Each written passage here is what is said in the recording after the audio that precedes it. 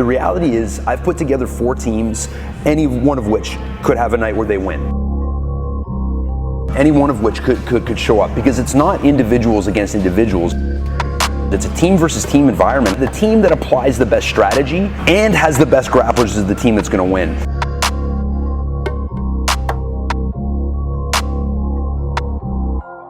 Tristar has probably the biggest names, the most notoriety.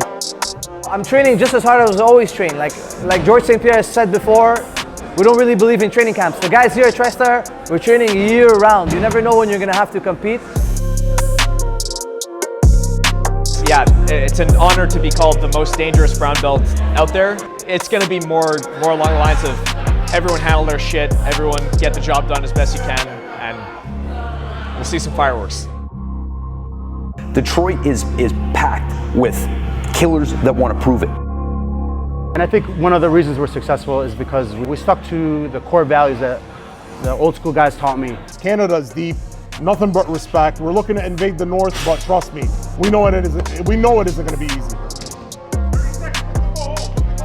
When it comes to submission, I'm very unorthodox. Whatever I see, I'm going for it. It could be hopefully a toe hold, it could be an arm bar, it could be a neck crank, a knee bar. We'll see what happens. Well, we've all faced pretty big names in the past through different tournaments, and to us, it's just going to be another match for us to go and showcase our talent. 10th Planet Montreal is probably the dark horse in this. They're probably the ones that on paper look like they have the smallest chance. They have the most amount of experience in this style. We're definitely a smaller team. We gave up 100 pounds collectively last time, and I think we'll give up more than that this time. But we're technical and aggressive, and we're all really close friends. So I think we're just going to come out with a lot of confidence in each other and do our thing. More than anybody else I've ever dealt with, those guys actively seek out the best competition that they can find. Actively seek it out. And they don't get discouraged or nervous or anxious when they go up against the best. They're pumped. They're excited. When I've been showing, like when I've been releasing the teams to each other, 10th Planet was like, I can't wait. We train so hard constantly, so the game plan doesn't really change much. We kind of take like a Tristar DDS approach to mindset, and that we just take whatever we can get and we train our asses off for it. You look at Cicero Costha, they're one of the top 3 or 4 teams on earth regularly at the IBJJF Worlds. They have 2 purple belt world champions that didn't make the team. We have a very strong foundation with the gi. Let's see how that works without the gi. Honestly, I think like our training here is harder than most of the competitions I have been. Nothing special, just another day in the office. Every day porrada. I'm just excited to go there and show what we do here every day. I want to showcase the fact that Canada produces some of the best combat athletes in the world, bar none. Not compared to anybody else, compared to everybody else. We have the best athletes on earth, and I want to show it.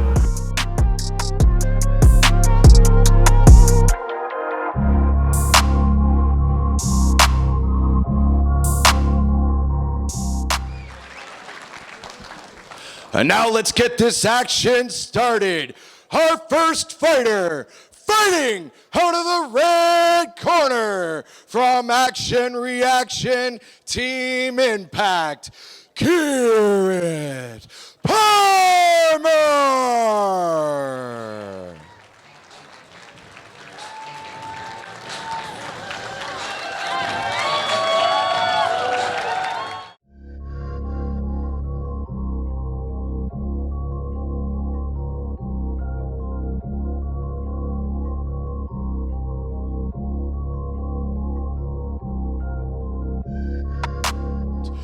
Fighting out of the blue corner, representing Battle Arts Academy, Aspen Blue, Ljubinkovic.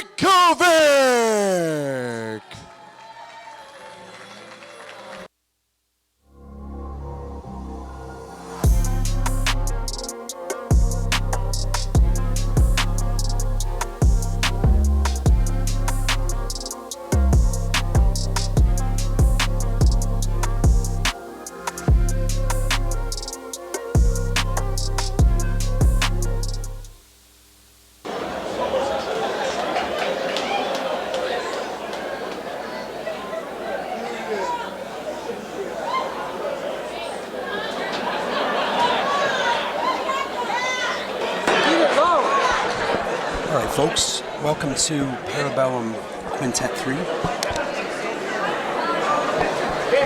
We're here at the OE Banquet Hall in Oakville, Ontario, about to start our first match. This is a 10-year-old match, no submissions in play in this match, simply points. Recover your guard. Space. That's it. Close it up. Keerat looking for that pass to score some points. Left hand, push the knee. So both these girls you said are 10 years old? 10 years old, yeah. 10 years old, 60 pounds. It's really showing you the evolution in this sport. You know, two 10-year-olds now competing in front of hundreds of people at this event tonight. There's a really cool picture of Keerat standing next to Ethan Krellensten, who's one of the stars on Tristar. You just really get a sense of the two ends of the spectrum. And here we go. We're going back at it. The doctor says we're good to go. And we're going to restart in that same position they ended in. Keerat in that side control position. Keeping heavy pressure on top of Aspen. Oh, she transfers to mount. Scores 4 points for establishing the mount position for more than 3 seconds. Aspen doing a good job trying to control that head and re-roll Keerat. For people that don't know quite what the point system is, Rory, can you briefly explain how it goes? Sure. The point system is meant to reflect the ability to threaten your opponent. So taking your opponent from the feet to the ground is only worth 2 points. Establishing a back control, for instance, what Keerat is working on right now, establishes 4 points. Now at this age level, there are no submissions, so they're just playing that positional game. But Keerat's really doing a good job. She's got that body triangle on now too. Again, you were talking about it earlier, but seeing that kind of sophistication in 10-year-olds is amazing. It's very cool. Future's bright. Yeah, Keerat wants to try to clear that leg off. I've never really liked that as an escape where you pin the walk on the bottom. I know, yeah, most people always say go to that side because it puts pressure on the leg, but you always say go the opposite way. Exactly. I feel like clearing that leg and starting to turn, you can see Aspen working towards it now, is a higher percentage escape. Do you think that's just your own game because you're so flexible, or is that a common trait? I think people that use body triangles deliberately and effectively, it's not the right thing to do. If somebody puts a body triangle on as a crime of opportunity, you may be able to threaten that position a little more. Gotcha. Approaching the minute-and-a-half mark here left in this super match between Keerat and Aspen. And again, just reading through some of these girls' accolades, Keerat is a gold medalist at NAGA in New York, silver medalist in gi and no gi, Bellum gold medalist. They have more jiu-jitsu medals than some of the people on my team. Push hard to your right. Put the other side on the ground. That's it. So in this match, if there is a submission, they'll just reset, keep going? There's no submissions are allowed at this age, so it is just the positional, control. Minute left in this match. Aspen being coached currently by Jamaal Richey, who will be competing later on the card against Willrich. And Keerat being coached by Vinny Diaz, a quintet veteran as well, very good athlete in his own right. Good. Turn hard towards us. Okay, Aspen, you need to look at us. That body triangle is a nightmare, even for very sophisticated older jiu-jitsu athletes. It's a tough nut to crack. Yeah, for me that's my nightmare position. I hate being there when somebody has that body triangle on. It takes forever to get out, and you're at the same time trying to defend your neck. And there's that asphyxiation feeling, like the constriction around your core. It's awful. Absolutely. You got 15 seconds left here.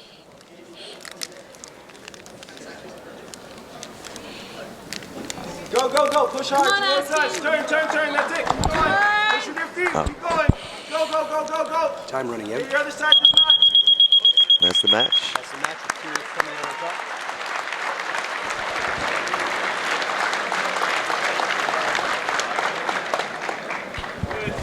Am I muted now? Now we're muted?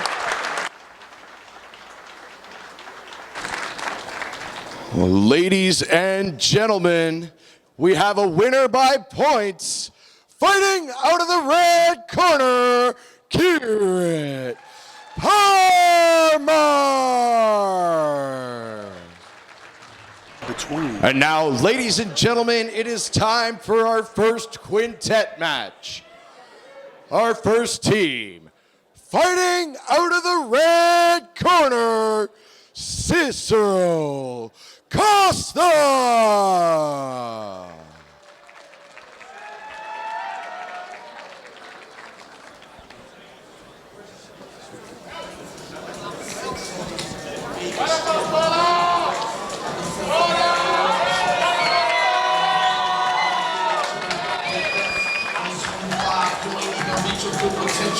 Going through this struggle with the whole world. Step by you in the hospital 6 days straight. Fausto Godoy coming out to represent Cicero Costha first. Fausto ranked the #2 brown belt on earth in his. And now their opponent, fighting out of the blue corner, 10th Planet Montreal.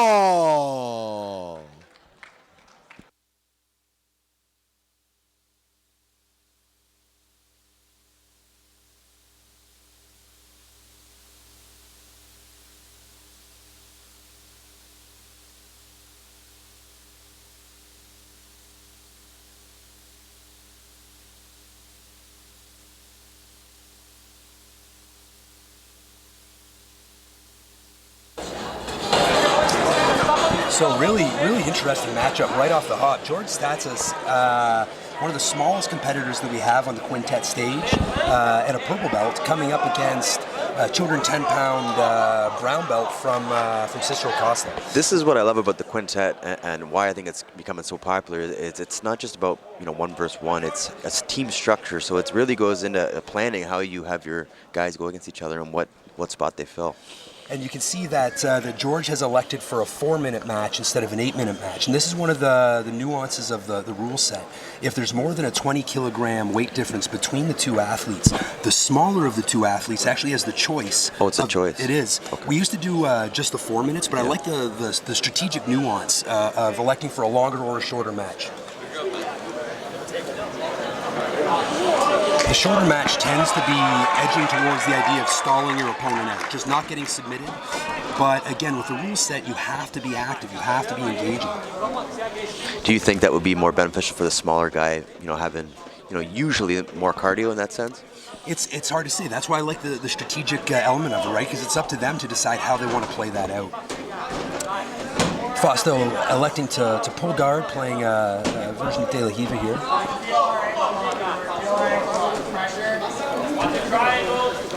Trying to sit back for that ashy control. Looking to reap over on the outside is George. So reaping is allowed, but no heel hooks. Correct. And no neck crank. So twisters are also prohibited. Okay.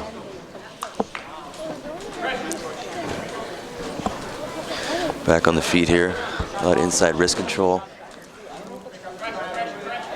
10th Planet, despite having the reputation of being a heavy jiu-jitsu gym, which of course it is, also has the benefit of Kia Sasuri as a coach. World champion, Olympic silver medalist, one of the most incredible wrestlers ever to represent Canada internationally. I think that 10th Planet gets that motto from that Eddie Bravo. Yeah, for sure. Being more of a jiu-jitsu gym, right? Some really interesting inversions here, playing some footlocks. That's an Estima walk that Godoy was looking for. George, fast pace with these guys. Fausto's looking to pass the legs. George trying to maybe isolate one of those arms inside and threaten a triangle. This is definitely a spot where weight and size does come into play here. Absolutely. It's pass now, inside control. George is looking to sit up, trying to shrimp, get his hips back inside. And George doing a good job not allowing himself to get pinned, not allowing himself to end up flat on that back. Oh, nice scramble, ends up on top. Really good body awareness from George. I'm impressed.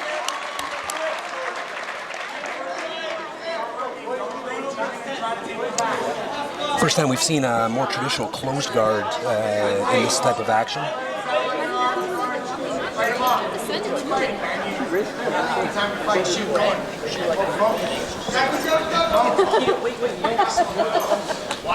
I would be looking at a stalling call if I was here as one of the refs. I was just about to ask you, so what is the rule set now with the stalling and implementing the action?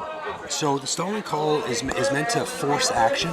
There's a three strike system. So the first time there's a passivity, action is stopped, and the offending athlete is warned. The second time, they're forced to give up what's called a referee's position, which is a modified front headlock. Okay. And then the third time, they're disqualified. Disqualified. And both athletes can be disqualified simultaneously if it's a dead match.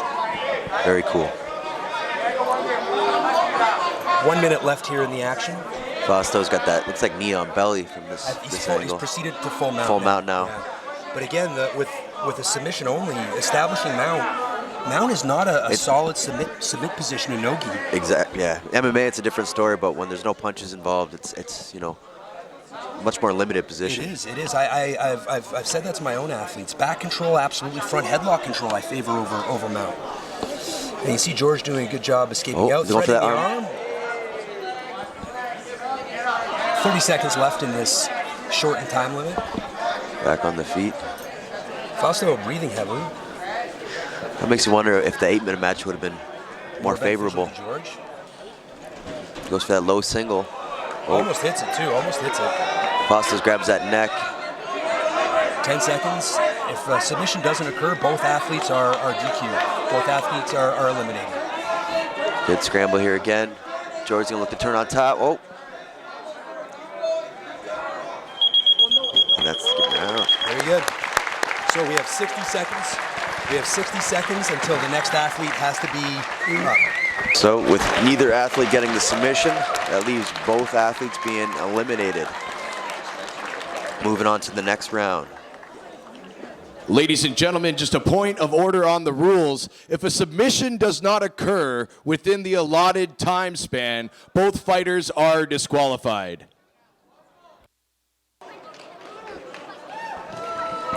So next up for 10th Planet, we have Corey Guitard, black belt, outstanding competitor, and Fabricio Barbarati, also a black belt. Outstanding pair of athletes here competing. And time in. And this will be an 8-minute match. 8-minute match. Ooh. Fabricio looking to jump guard.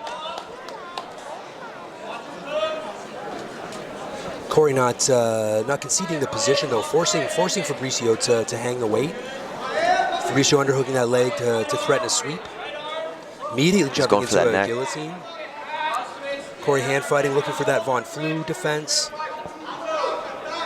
If he could get a little bit more pressure across the shoulder and the jawline, he may be able to force Fabricio to release. Yeah, driving that left shoulder on the jaw. It looks fairly tight. I can't tell how deep his hands are, but it looks. My guess is that it's on the side of the head and not the neck. Fabricio's going to want to be careful here, not gassing his arms, looking for something that's diminishing return as an investment in his energy expenditure. And Corey's going to look to sit here, hand fight. Be patient, yeah. As long as you're not in existential threat here, patience is a virtue. Yeah, you can see from this angle, there's still a lot of space there, it looks like.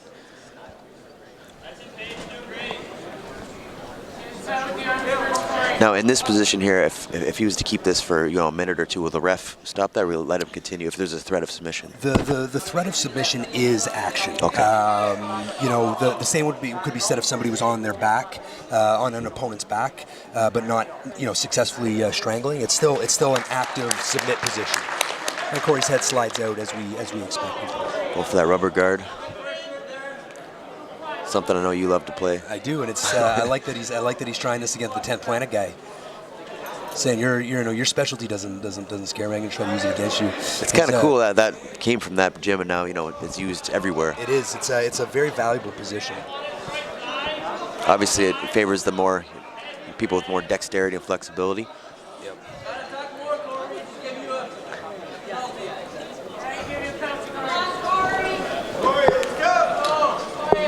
Corey's looking to have to look to posture up here. Break his grip, start standing up. Right here. The ref has broken action and is instigating the penalty position. We'll see which athlete is the recipient for the penalty.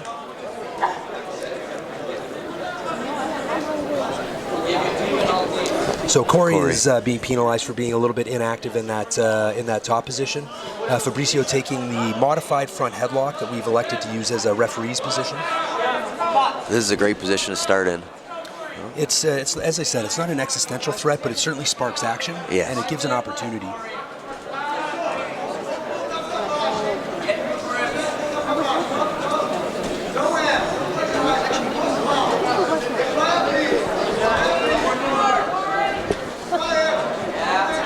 Fabricio looking at jump pass. Ooh, almost jumping right into. Ooh, look at that knee. God, that's some flexibility through that. Pulls out. Those types of athletic guard passes can be flashy, but also risky against an advanced opponent because you can jump right into a trap, very literally jumping from the frying pan into the fire.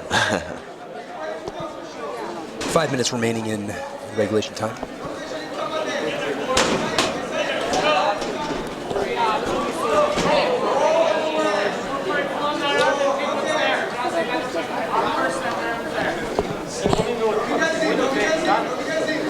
The one cool thing about this, I think it's so different than MMA, is it's actually very quiet in here. So you can literally look at your coaches and hear exactly what they're telling you. It's I've said that to people before. It's almost like being at a tennis match or Pride, the way Pride used to be. Really respectful, knowledgeable fans. I think it's just very educated fans. Yeah, MMA you tend to get people that just are there for the blood and the guts, where this is more of a nuanced.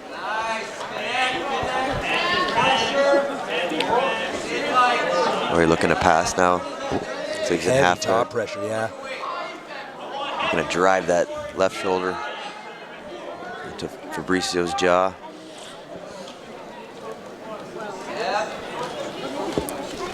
Four minutes remaining. Tenth Planet, one of the most actively competitive teams that I've ever interacted with. These guys travel every weekend. Jiu-Jitsu is banned currently in the province of Quebec, so they're forced to get in their car and drive around. We're happy to have them here, an outstanding team. Cicero Costha representing some of the best IBJJF Brazilian Jiu-Jitsu on earth, regularly placing in the top 2 or 3 in the world. Big Brazilian presence on the team as well, of course. Fabricio back in full guard here, looking to do that rubber guard again. He's going to have a hard time with that rubber guard if he's not controlling Corey's outside hip. Very easy for the top opponent to stack and even start to threaten a pass. You'll just keep passing to that side. Yeah, exactly. That hip control is imperative. Although looking for what looks to be maybe an invisible collar, which is the no-gi answer to the collar choke in gi.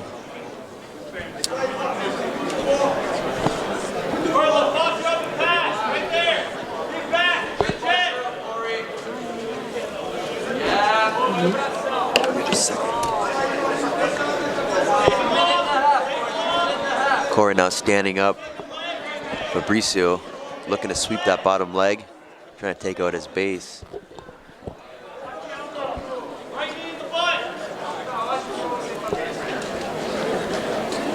Corey's looking to put that knee in the butt, try and break the guard of Fabricio, putting all that pressure on your tailbone, opening your legs up. Fabricio looking to grab that leg. He's got a nice sweep there that can sometimes lead to a leg lock entrance. Although he is expending a lot of energy hanging his weight in that position. I was gonna say hanging there for that long, it's gonna be burning your legs out. 2 minutes left in this match still. And Corey was doing a good job being efficient with how he was supporting the weight, keeping his knees together, sitting back. It's more of a mechanical leverage point than it is work. Yeah, putting the weight in your legs rather than holding up with the upper body. Corey's still threatening that knee cut pass. Of course, positional jiu-jitsu in this context only as valuable as the submission that it presents. You can see an alternating leg position developing here with Corey. That can sometimes lead to some interesting leg lock entrances. So we got a minute and a half here. If you're a coach at either of these guys, you're going to tell them to push the pace. We got to look for a finish. Yeah, absolutely. With teams this close, a single submission can really be the deciding factor in the team competition. Just restarting in the same position that was established on the edge of the out-of-bounds surface. Corey again looking for that knee cut. One of my favorite guard passes. Oh, I felt it. It's awful. But yeah, that slow pressure can sometimes cause that bottom opponent to panic or move a little too quickly, which can present some opportunities. Fabricio, a very distinguished grappler, of course, and not presenting anything significant to Corey.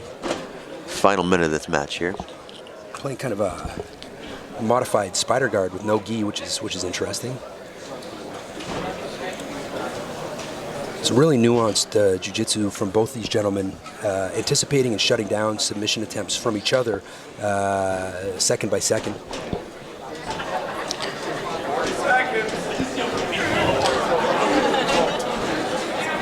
Fabricio with that straight ankle. He doesn't have the outside hip control. No. It's going to be a tough sub. And in fact, can lead to a pass. Pass. Ooh, nice hips from Corey, but nice regarding from regard. Fabricio. 15 seconds remaining in this match. Corey looking to hard pass this guard best he can. But it looks like we're going to head to the next two competitors.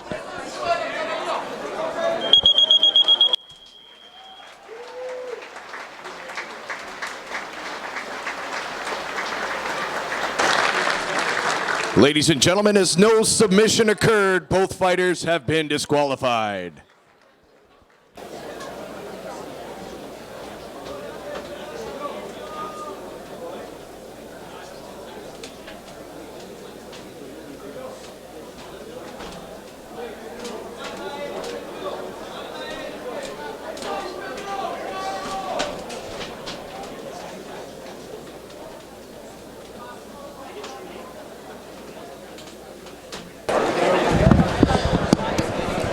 Next two competitors, we have Pedro Veras and Rene Sousa from 10th Planet. Rene Sousa is a black belt from Pennsylvania that was recruited by 10th Planet Montreal, part of the extended 10th Planet family. Pedro Veras, outstanding black belt, pulling guard.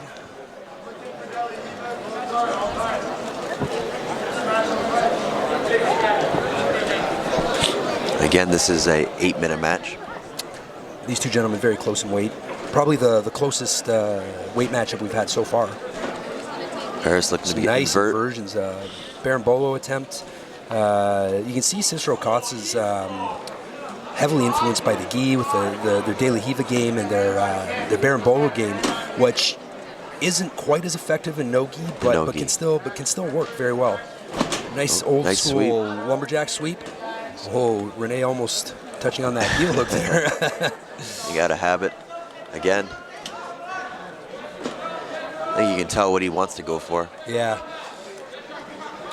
Again, inverting. Really interesting. These guys might fall right on us here. We got the best seats in the house, brother. That's it.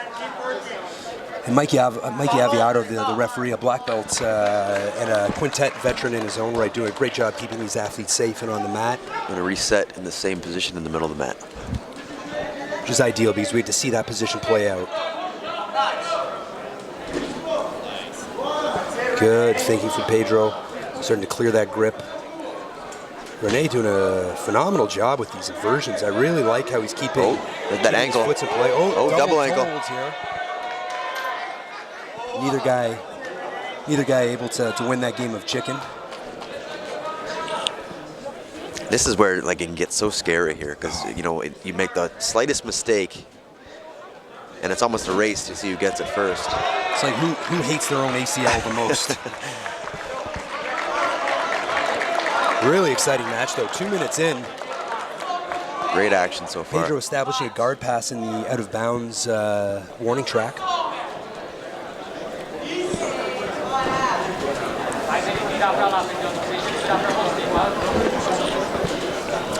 Pedro sitting in side control right now.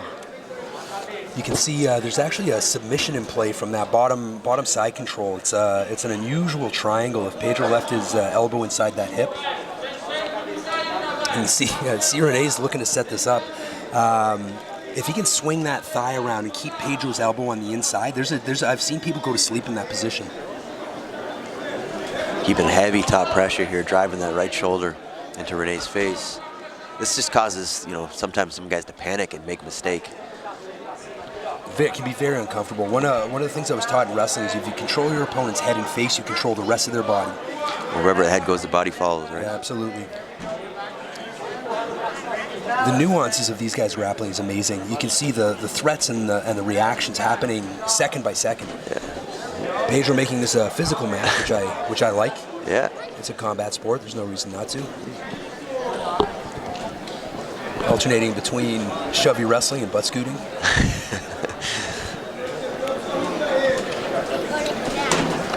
We'll see Pedro from the bottom position here. Rene intelligently not stepping between the legs. That's what Pedro trying to entice here to place the De La Hiva.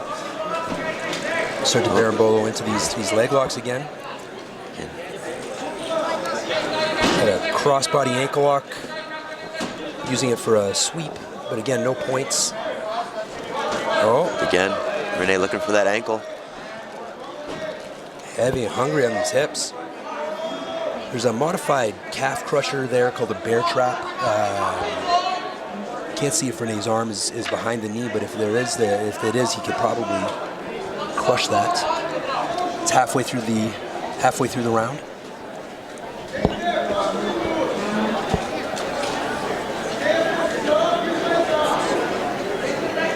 Pedro freezing this position. You should be looking to advance. It doesn't matter if you're offensive or defensive. If you're not making an active attempt to improve or submit, there should be a passivity call. Do you feel not having the heel hooks in place will obviously hinder some people that are leg lock specialists, but do you think it'll create a little bit more action because people won't be so weary of it? You know, that's sort of the sense. We're following Sakuraba's quintet rules, which also prohibits heel hooks. And I think the idea is to get out of that quick draw, shootout heel hook that you sometimes see in EBI and have more traditional jiu-jitsu attacks. Which can be very exciting, though. They can. I would love to have a more permissive rule set in Ontario with heel hooks. I think if you look in the last couple of years, you know, heel hooks have kind of been the biggest thing, and they're kind of taken off the jiu-jitsu game. You know, one of the reasons for that is that for many years there was a criticism in the jiu-jitsu world of leg locks. It was looked down upon in Brazil and by traditional Brazilian jiu-jitsu practitioners, and it was only MMA fighters and Sambo practitioners that were actually investing heavily in leg locks. And what I love about where jiu-jitsu has gone is it's all about efficacy. What's the most effective submission? Pedro in full mount now. Again, great position for mixed martial arts, but as you said, kind of limited in BJJ. Let's see what he can do here.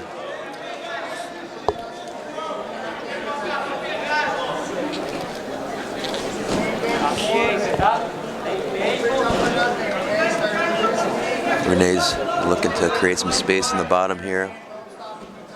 Pushing on that leg, trying to bring his legs inside. At least get back to a quarter guard.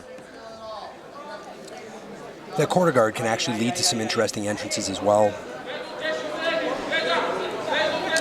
Oh, almost trying to set up that triangle.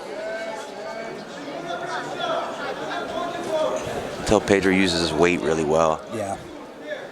Knows his body positioning very well. Oh. Back to the feet. Ooh. Souza tried to jump guard there.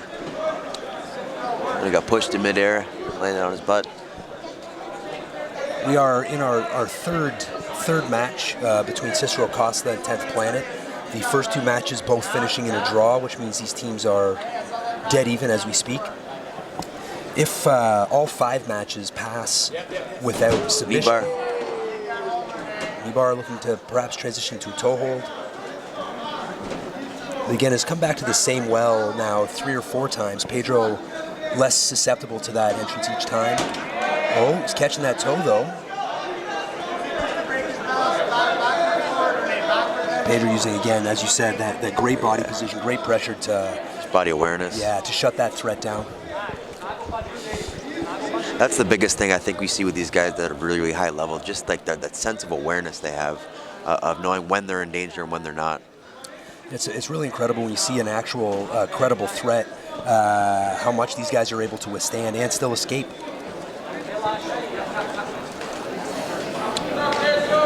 30 seconds remaining in this match. Again, you can see these inversions that we've been seeing all match coming into play. Oh, Pedro looking for that toe hold. Big toe hold. Oh, nasty looking toe hold. Looks on. He needs to get a little bit lower on Renee's those grimacing. toes. Oh, he lets it go. Nice. He toughs it out. He was a little high up on that foot, but that was the most credible submission attempt we've seen this match, certainly.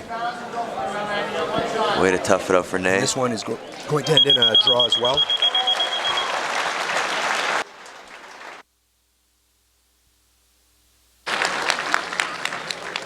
Ladies and gentlemen, no submission was obtained. Therefore, both fighters are disqualified. So only 2 matches remaining in this 10th Planet versus Cicero Costha Quintet match. If all 5 matches finish in a draw, the penalties will determine the outcome. James Banville competed for us in June, coming up against Rodrigo Gotari. And both these guys, for what it's worth, really genuinely nice guys. If you saw their interviews, humble, both excited to represent their team, both excited to get out here and compete. It's one of the other things that stands out starkly between MMA and Jiu-Jitsu. MMA is blood and guts. These guys love it. No, it's a community that's very, very easygoing. Usually some of the nicest people you'll meet. James trying to suck that. Again for the inversion. Yeah, same position we saw Rene playing earlier. You can tell these guys are from the same gym, obviously. Very similar styles. Rodrigo, not as positionally sound as Pedro here, which made that leg lock threat maybe a little bit more credible than anything we saw from Rene. Again, inverting in there, you can see that he's isolating the foot. Rodrigo doing a good job controlling James' hips, preventing that pressure from being applied in a levering action. He's going for that. Oh. Take the back, nice counter. Good scramble. Nice counter, yeah, really slick counter off that leg entanglement from Rodrigo. Ref's gonna stop, bring him back to the center.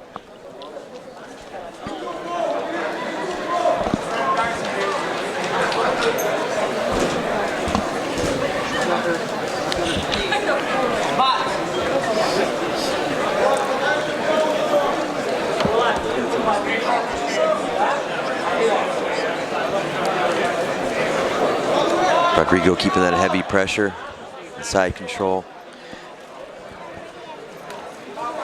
James is looking to create some space.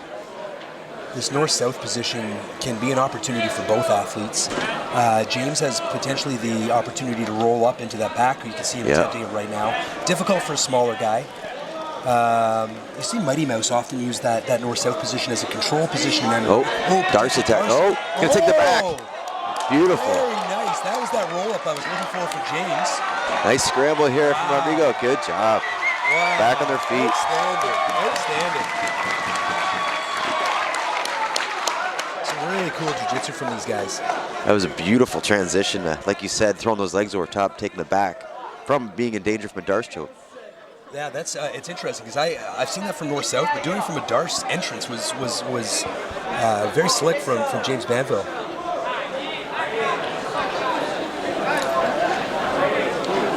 James Banville, also an avid Mario Kart player, apparently. I like his style. It's a classic game. Yoshi was always my guy. Good physical jiu-jitsu from both athletes. Jiu-jitsu known as the gentle art. I've always preferred to err on the side of combat sports. Again, it looks like he's going to that north-south position again.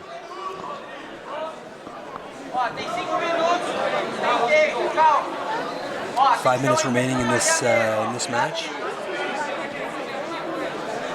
Oh, sits back for that crowd is quite into this match. As they should be. This is a very, very exciting one. Good job from Mike Aviato keeping these gentlemen safe, keeping the action in bounds. Now, Rory, have you ever thought, I know this is nice, you know, for viewing open mat space, but having any type of barrier or wall to keep them in place, would that ever be something that you consider or no? You know, the problem with that is that it does limit the viewership of the crowd. What I may do is make a larger stage, but then it's difficult to get finishes the larger the stage. Again, these totals not as high percentage as you would think with the number of times these athletes are attacking them. Then you think they're going for all these toe holds because no heel hooks are allowed? Probably it's a good corollary to leg locks when heel hooks aren't there, but they simply aren't as effective. Yeah.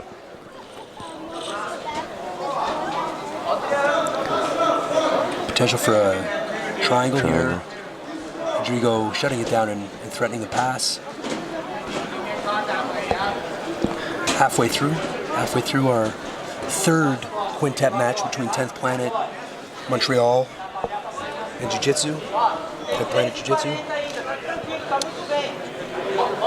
I'd like to take a moment and thank one of our sponsors, Post Game Brewing. Fantastic local brewery. Easy drinking craft beer. Check them out at the LCBO.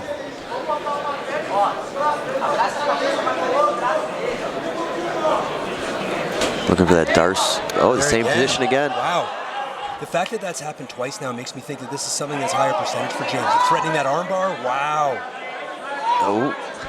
If he could have turned his hips over, he may have been able to force that roll. Look at it. Oh, very nice. Rodrigo pulls out. Very credible attempts from 10th Planet.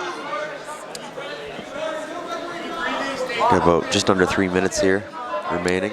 Now, 10th Planet is down one penalty, and in the event of a... Does that come into play? Yeah. That is the tie-breaking determination. If one team has been penalized more, they will lose. If the penalties are equal, then the judges come in and make a three-man judge's decision. Do they do a decision over all 5 matches or just the final match? Pride style, all 5 matches combined. Okay. Team versus team, which I think is more indicative of the format. I agreed.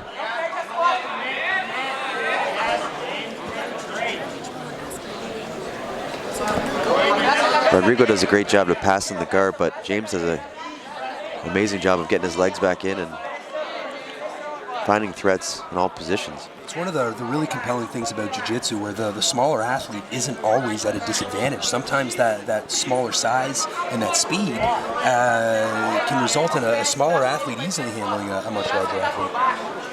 If you look at the 10th Planet rash guards, they've actually had, from Gulliver's Travels, the Lilliputians tying up the giant. Nice little symbolism. Yeah. North-south position again, recurring theme in this match. The reason James isn't able to roll up from north-south the way he can from the Darce is because Rodrigo's doing a good job with his hip position, keeping them low, keeping them pinned. And now as he's given a little bit more space, he slid up the body and again isolated James' hips, doing a good job shutting down that roll-up. Go for that north-south, it looks like the arm in. Yeah. Again. Man. Those legs. Again, you know, it's amazing how quickly these athletes adjust to some of these interesting attacks. He's going for that arm. Oh, straightening it out. Oh, the legs across the face now. Rodrigo's grimacing. He's holding on to that grip. That's what's keeping him in this fight. Oh, no. 45 seconds. There's time. There's time. Oh, he steps across. Oh, and he breaks free. Wow, I thought he had that. Amazing toughness from these athletes. This match is not disappointing. No, this is very, very exciting. We got about 20 seconds left here.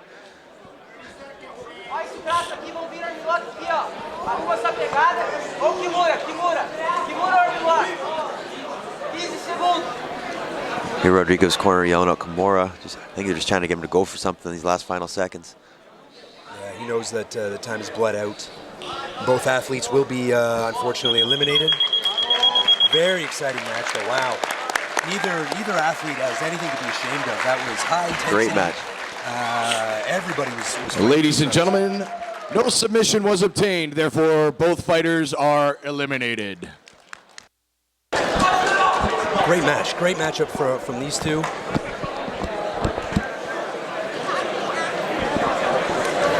So now we have our final. This one? Yeah, so we'll see. Each team has submitted 6 athletes because there's potential for two matches. So Igor. Will be representing Cicero Costha, and it looks like we have Francis Santamur. Now these two have matched up in the past. In the previous, right? Previous. Igor was representing Novo Miao against 10th Planet Montreal. That match ended in a draw, although Igor was in a very tight triangle that went out of bounds, locked in, and it was restarted at neutral in the center. And I know that was something the 10th Planet commented on to me. That was something we have addressed in the rules. If you go out of bounds in a submission, deliberately it's a DQ, and if it's the only place to go, you start in the penalty position. Yeah, I agree with that. Yeah, that's. If the only option is to tap or throw yourself off the stage, you've lost.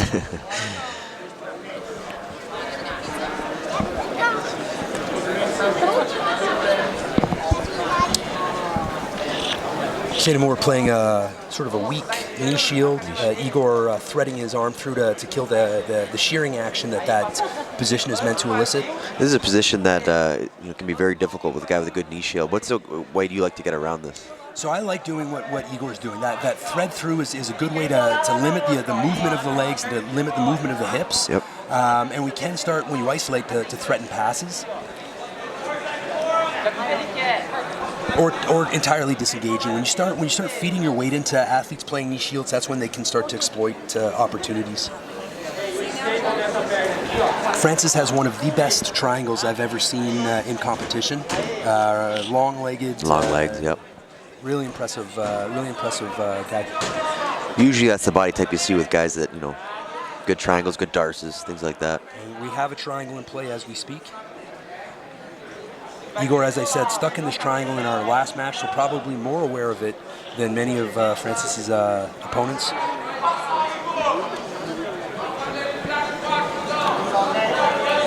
Francis doing a good job keeping the head isolated with the top leg and looking to fight the arm free. Pry that arm. And he'll probably try to pull his own leg with the arm when it comes out so he can isolate that triangle. Igor, if he's patient, has a good opportunity to pass here.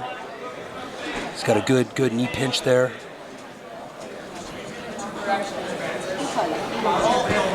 Referee's going to start him back in the center. Or at least facing the center. And the referee's doing a great job keeping these guys safe. Yeah, we've seen in the past couple guys go over the top. Jordan Burroughs and Ben Askren comes to mind, although that may have been a little bit more deliberate. Triangle less in play now. Francis feels that that's probably not as much of an option and looks to retain position. Igor's triangle in that bottom leg there. It's smart. It's not a good position for him to do very much, but it's limiting. It's limiting. Oh, he's got both arms underhooked. That's a rule in jiu-jitsu: 2 in or 2 out. You never want one arm in, one arm out. Gonna look to stack and pass. Yeah.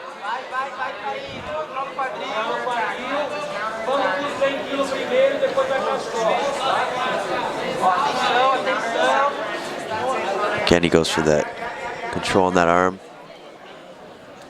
Do the pride style, just dragging them back in.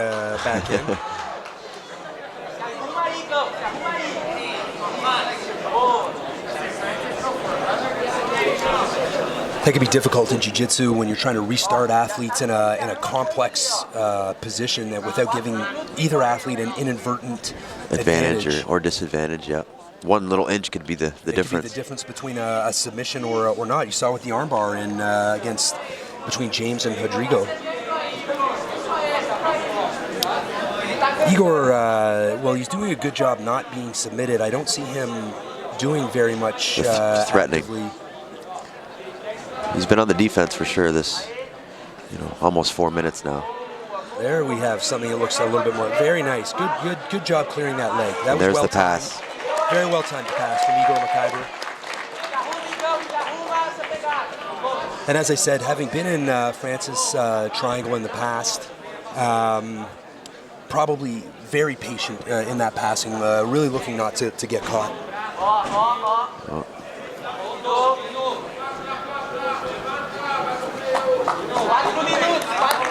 That is halfway. See Igor looking around for the time. I think he may be a little fatigued. That was a lot of isometric holding in this pass position.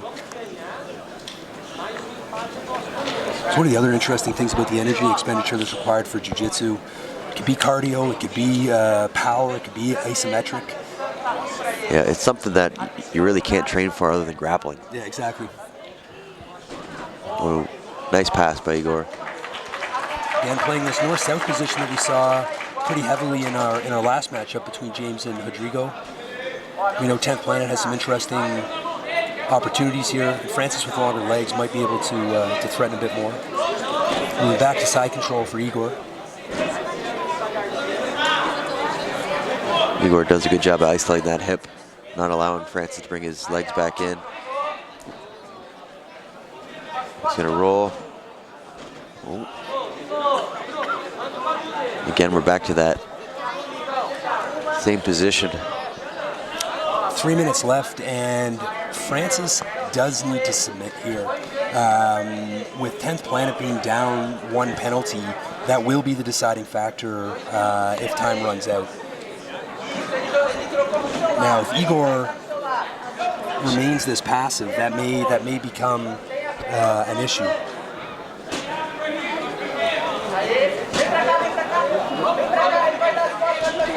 Igor doing good job staying active. Yeah, he's doing just enough to work to pass that guard and isolate position. I haven't seen Igor threaten a single submission, however, in the 6 minutes that have elapsed. He's been very positionally based.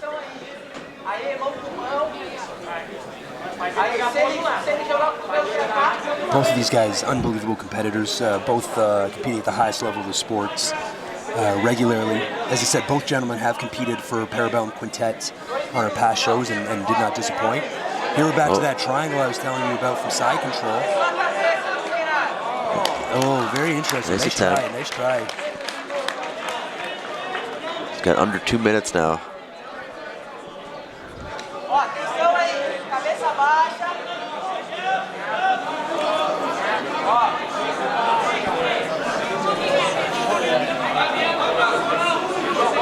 Not at the point yet where Francis needs to go for a Hail Mary, but he certainly does need to get to a position that he can threaten quickly. And of course, when an athlete's grappling under pressure, that can sometimes lead to providing opportunities for your opponent as well. Yep, mistakes can be made.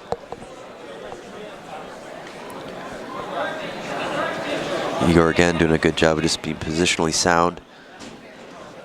Passing back and forth to side control on each side.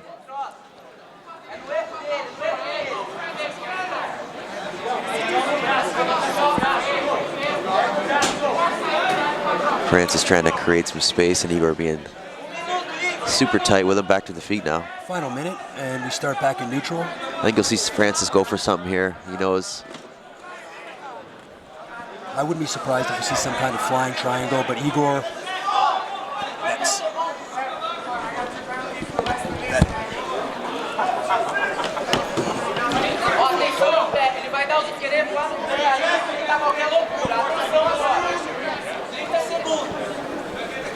Ele vai querer fazer loucura agora. Francis now looking to pass. Igor's half guard here. Oh. Igor inverting now.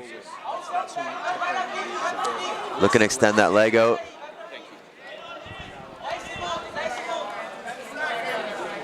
Final few seconds here.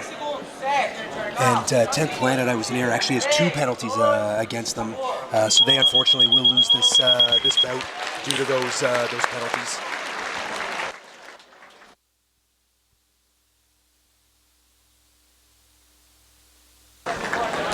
Ladies and gentlemen, as no fighters of those 5 matches obtained a submission, the winner is decided by penalties.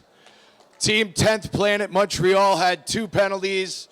Cicero Costha had 0 penalties. Therefore, your winner, and moving on to the finals, Cicero Costha! So for our next quintet match, our first team, fighting out of the red corner, Tristar, Montreal!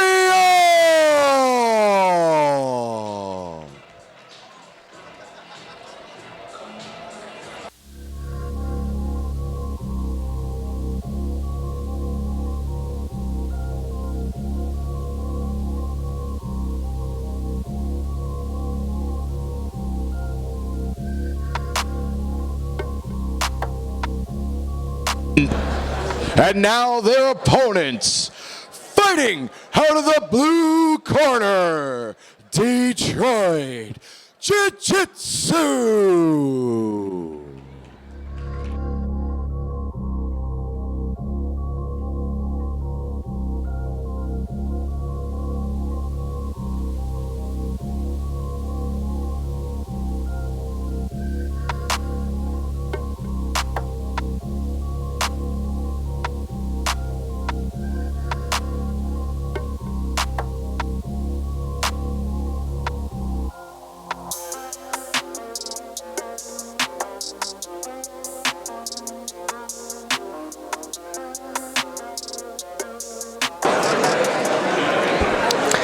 All right.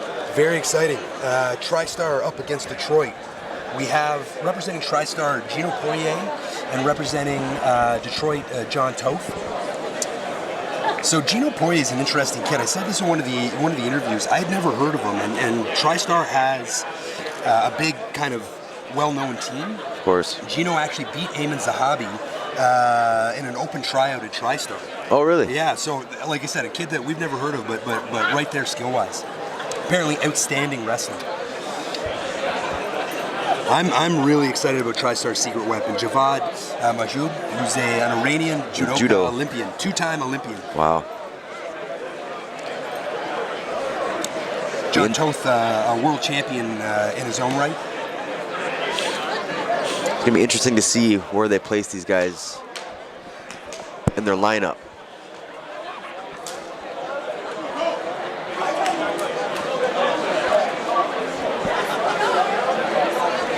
And now, as a coach for you, when you're putting a team together, how much consideration you take into looking at, put what fighter you want where? So, because one fighter might be way more defensively sound, more offensive. So what I usually like to do is have kind of strong, weak, medium, weak, strong in terms of where my athletes are broken up, and not weak, but you understand what I mean. Like start strong, have a strong middle and a strong conclusion, and then blend the. But again, that's just one way to approach the strategy. It's one of my favorite things about the nuances of this sport. Because some people might think they want to put their best guy first, yeah, right? Or save it for last, but he might not get to go. Exactly. We've had matches where one guy has run a team, has done all 5 opponents submitted. We got some wrestling here, which is nice to see. Gino is according to Tristar, a world-class wrestler. Not that they would be disingenuous about that, but I haven't seen his wrestling. Just went for an arm drag there. Get that collar tie. And Tristar and 10th Planet both having the benefit of Gia Sasuri as a wrestling coach. Oh, nice. Very nice shuck by. But again, in the submission-only matches, a submission-based grappler has an advantage over a wrestler. Yes. John Toth, a brown belt no-gi world champion and a grappler's press world champion as well.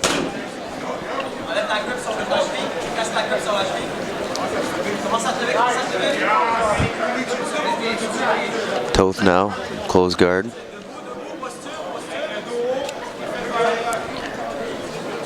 See Gino working to pin that arm. That can sometimes lead to good passing opportunities when somebody underhooks. John clearing it. Gino looking to control the hips. You can see both Tristar and Detroit have brought their full teams out to support them. None of the athletes wanting to stay backstage to warm up, rather than supporting the teammates. I love that. I think I like that better, actually, and I can see it and kind of get into it. Exactly. You get more in the moment of the match. And you can also see maybe somebody might be grappling against next. Exactly. John trying to play some reverse de la Hiva here. Tracking that heel outside the hip can be a good way to affect a base. See Gino being fairly passive.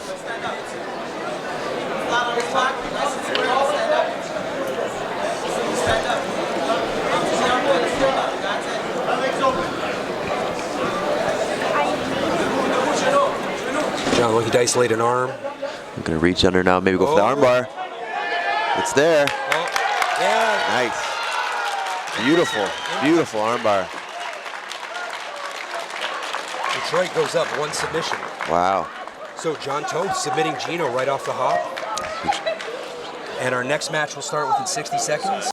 Ladies and gentlemen, winner by submission is Detroit Jiu-Jitsu. John not getting much of a break, and looks like he's coming up against Javad, the Iranian judoka I just mentioned.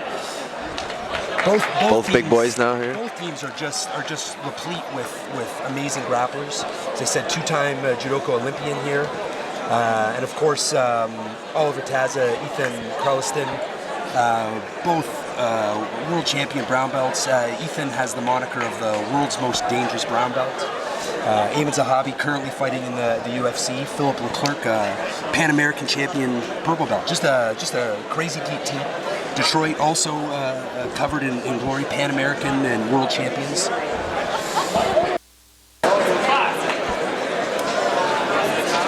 All right, let's see what we got here. This is, like I said, one of the more compelling athletes that we have on the card.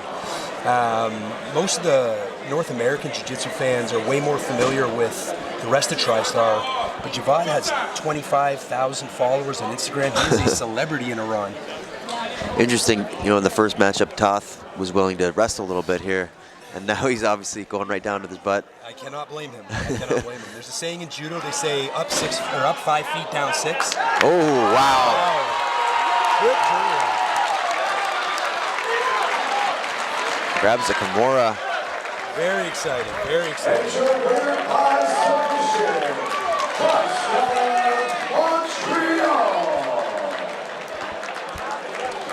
So Javad stays in immediately against the next opponent from Detroit. David Garmo coming up against Javad. David Garmo, actually an athlete that I've competed against myself as a purple belt. Very, very tough competitor. I said in an interview, if I had a hard time with him, he's got to be pretty good. Of course he did, right? But David Garmo has competed in this format for Sakuraba in Japan, for Team Carpe Diem, which is a 2-time champion. A lot of experience in this format. Again, just a very cool matchup. Both these guys are not lacking in the leg department here. Garmo electing to wrestle Javad, which, again, I admire the bravery. You can see the David versus Goliath. I like it. My guess is the weight difference is big enough here that Garmo could have had a shorter match, but again, very bravely electing for the full 8-minute match versus the Iranian Olympian. May have been trying to set up some kind of scissor entrance there. Garmo has a very dangerous guillotine game.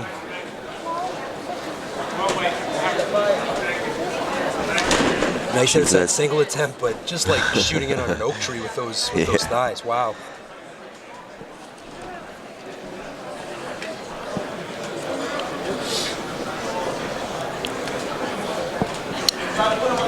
Judo lends itself very well to submission-based grappling because there is a submission component to judo, even at the Olympic level. When you look at a sport like wrestling, where you see with Gino, there's much less experience dealing with submissions once it goes to the ground. But Brazilian Jiu-Jitsu, of course, a derivative of judo. That's where Sambo comes in handy as well, too, right? Sambo is also a derivative of judo. Nice. Oh, nice. Almost a sweep, but again, though, those big hips, big heavy hips from Javad, very difficult to move.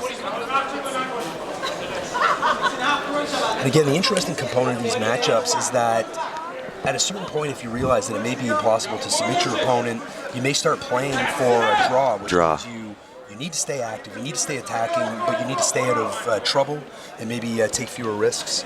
So I don't know if we're at that point quite yet with David.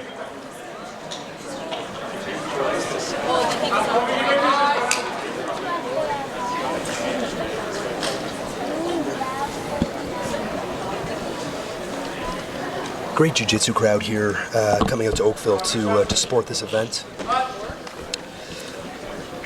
We're very fortunate to have some local sponsors helping us out. The rash guards you see on the athletes were designed by Tiziana Fata and were made by Under the Gi. Looks like the ref gave a penalty. I'm not sure to whom. The referee should stop the action and verbally warn the athlete to indicate who was actually penalized.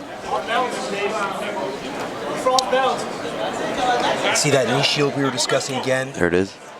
Javad going for the... roll through, top position. Here's that guillotine game I was talking about. He's locking up that leg too. Oh, he breaks out of it. You know, I've felt Garmo's guillotine, and it is quite good, but when you deal with a 260-pound man that is clearly... Judo Olympian. Yeah, very powerful. It's a different type of strength that you're dealing with.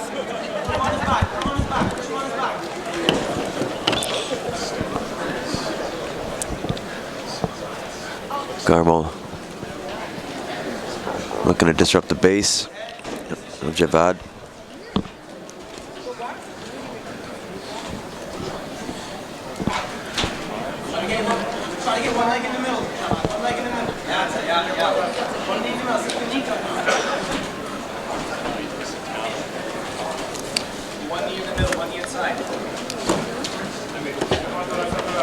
Approaching the halfway mark.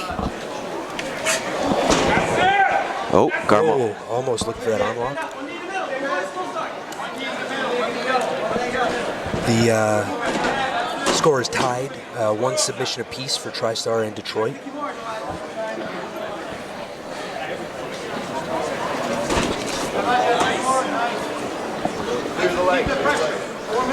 Detroit carrying a penalty.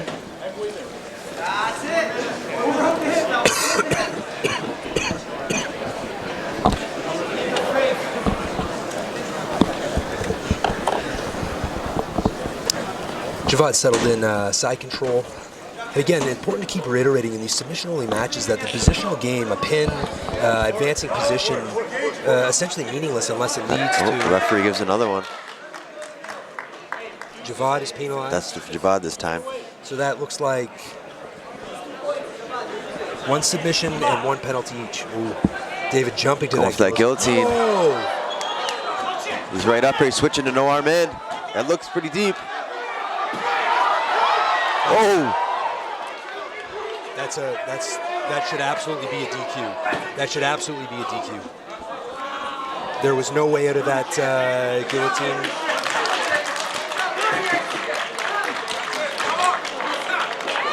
Javad is DQ'd. Garmo's moving on. Ladies and gentlemen, the winner by disqualification, Detroit Jiu-Jitsu. So you could see Javad obviously was stuck in that deep guillotine, nowhere to go. It actually looked like he walked off the stage, which is an obvious DQ. And Garmo moves on to face the next member of Tristar.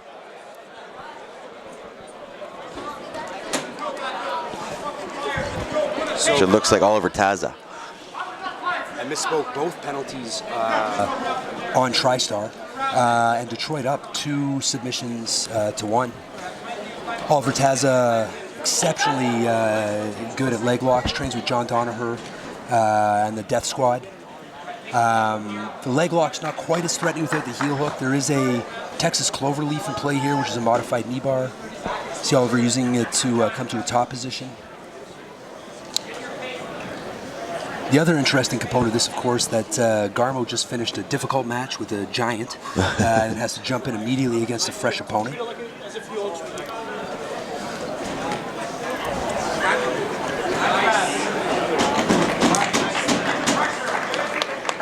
Nice pass from Taza.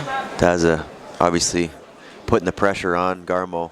Yeah, didn't like seeing his opponents or his teammates submitted and disqualified, looking to make it up. Looking to separate those wrists there. Yeah, Garmo's. He's got a Kimura grip locked in. You're going to see him sit back, either try to arm lock or possibly force that out. It's a tough position for Garmo. Looks like he's got the. He's trying to triangle his legs. Yeah, the arms are separated there. There's 6.5 minutes on the clock. This is a tough position. You can grab. You can grab your own. You can grab your own, right? Yes, Yep. you can grab your own clothing defensively. You cannot grab your opponent's. Coming to that top position, if he can sit his weight back, Garmo doing a good job staying on his shoulders, which actually shrinks the space that Oliver's able to force that Kimura through. And maybe a wrist lock that's in play there. And you can see that Taza wants to create that angle. There it is. Looked like he was about ready to tap there. Yeah, I think he felt that shoulder coming up off the mat. As soon as that outside shoulder's up off the mat, there's the space there to force the lock. David, a tough competitor, doing a good job trying to isolate his own shoulder. If he can clear that knee off of his face, there's also a possibility of scrambling out. Oh, breaks that grip. Very good. Very well done. Very good. By Garmo. Maybe looking to attack the bottom half now.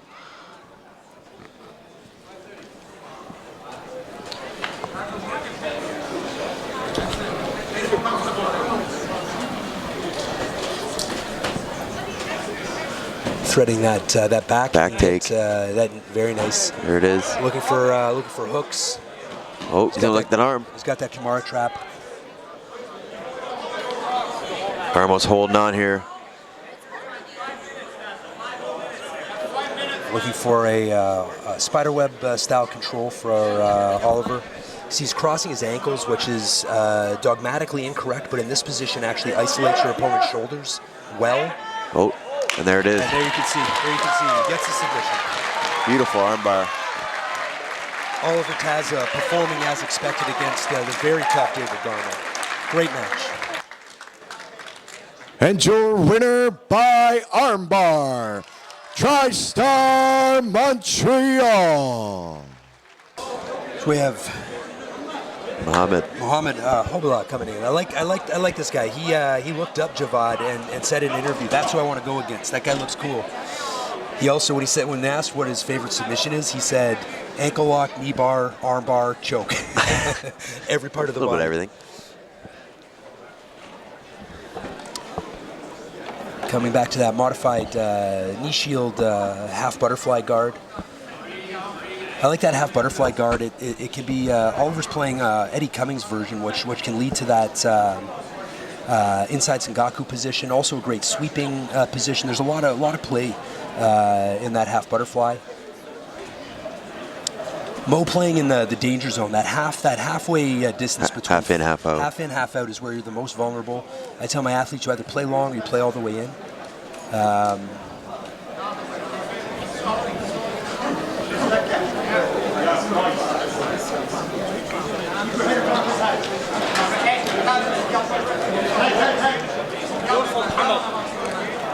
Mo, a purple belt world champion against Oliver Taza, a brown belt world champion, and the nickname for Mo and his team is Psycho Mo. Psycho Mo. Really rolls off the tongue.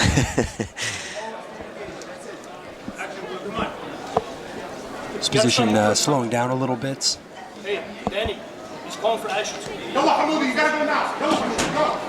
His coaches are kind of warning him, saying he might get stalling points there. He's got to make some action happen. The referee's doing a better job of warning the athletes before penalizing them, giving the opportunity to fight and attack.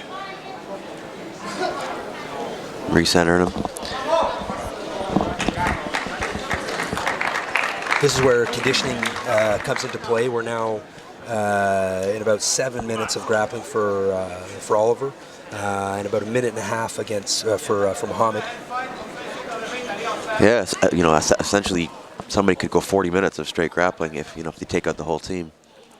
In one of our previous matches, we had a single athlete grapple for 22 minutes straight, 2 submissions and a draw. It was very impressive. Taz, a nice back take here. That Kimura trap. Hard trap. Very effective control position, inverting to that arm. Going to that arm.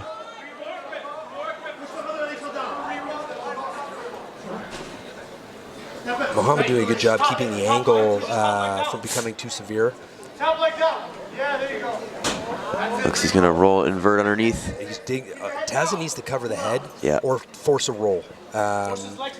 This side angle is a good control, but difficult to finish. I got Muhammad's controlling the ankles there. Yeah, did a good job killing the hips. Again, going for that Kimura.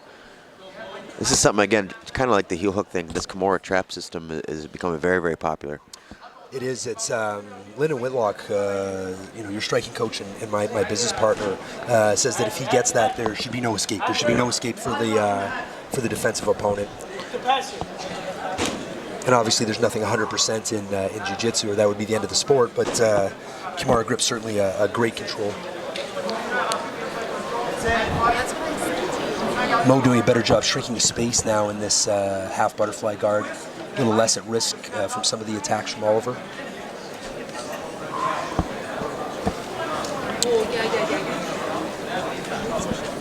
The score is tied at 2 submissions apiece, but Tristar racking up 2 penalties, which will come into play if it's still stalled at the end. Another penalty being awarded.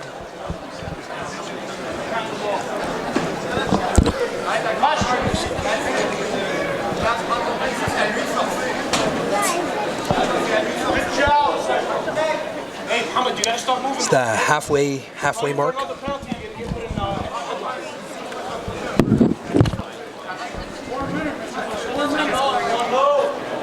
Muhammad looking to posture up here. Keep Taza flat on the mat. Look to pass that guard. Taza doing a great job of disrupting his balance. He's going for that arm again. He's got that omoplata position right now. He's looking to reach around. He might sit up and get the roll. He does. There you go. Keeping that top position. Transitioning to that top arm. But the shoulders aren't isolated, so that's going to be a tough position to finish. Some really creative movement from these athletes. There's an omoplata in play. The omoplata, like I've always said, it's a great submission to go for to create a scrambler to get out of something, but it's very low percentage finish. Absolutely. One of the lowest percentage submissions that I still advocate for attacking because of the sweeping potential. But again, in this format, if it could lead to an armbar or a triangle, worthwhile. But just for the sweep, not probably worth playing. About 3 minutes left. Detroit carrying 1 penalty, Tristar carrying 2. An even score of 2 submissions per team. We're seeing how evenly matched all these teams are. The first pairing, nobody got a submission. Now we're seeing 2 each side already in this pairing. It was a very, very well matched event. Who did it? Right leg on top. Right leg on top. Head down on the mat. Head down on the mat. On the right hand. Head down on the mat. The incredible thing is that all 4 of these teams are coming from within about a 4-hour drive of Oakville, Ontario. There's an incredible amount of talent in this part of the world. Low inverting for a knee bar. Oh, Taz aware, pulls out of it. Yeah, touching on that, you're seeing, most jiu-jitsu tournaments and whatnot, you see just local athletes, local gyms, but you're getting guys from, from the States, flying in from even California. We have a couple competitors on it, and all over Canada and Quebec. So, is that the goal? Just keep growing it and get it bigger and bigger? Absolutely. This is one of my favorite things in the world, and I want to grow this to the point that we have international competitors, that we have the biggest names in the sport. We're not far off. Some of the guys that we have on this card tonight are genuinely becoming the biggest names in the sport.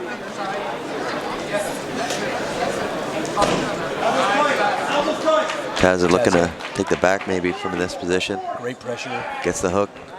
You see him using the same types of wedges that Damian Maya uses, which are difficult to perceive from the outside, but make it very difficult for your opponent to avoid giving up their back.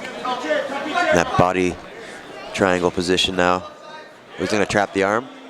Yeah, this is tough. This is tough. Going for that arm again. Yeah, arm, maybe triangle. This is just grip strength here from Muhammad. Oh. He rolls up into that triangle. And he's got the angle. This is going to be tough to escape. He's still got over a minute to work with here. Yeah, this is tough. Moza, tough. There it is. Very nice. Very nice.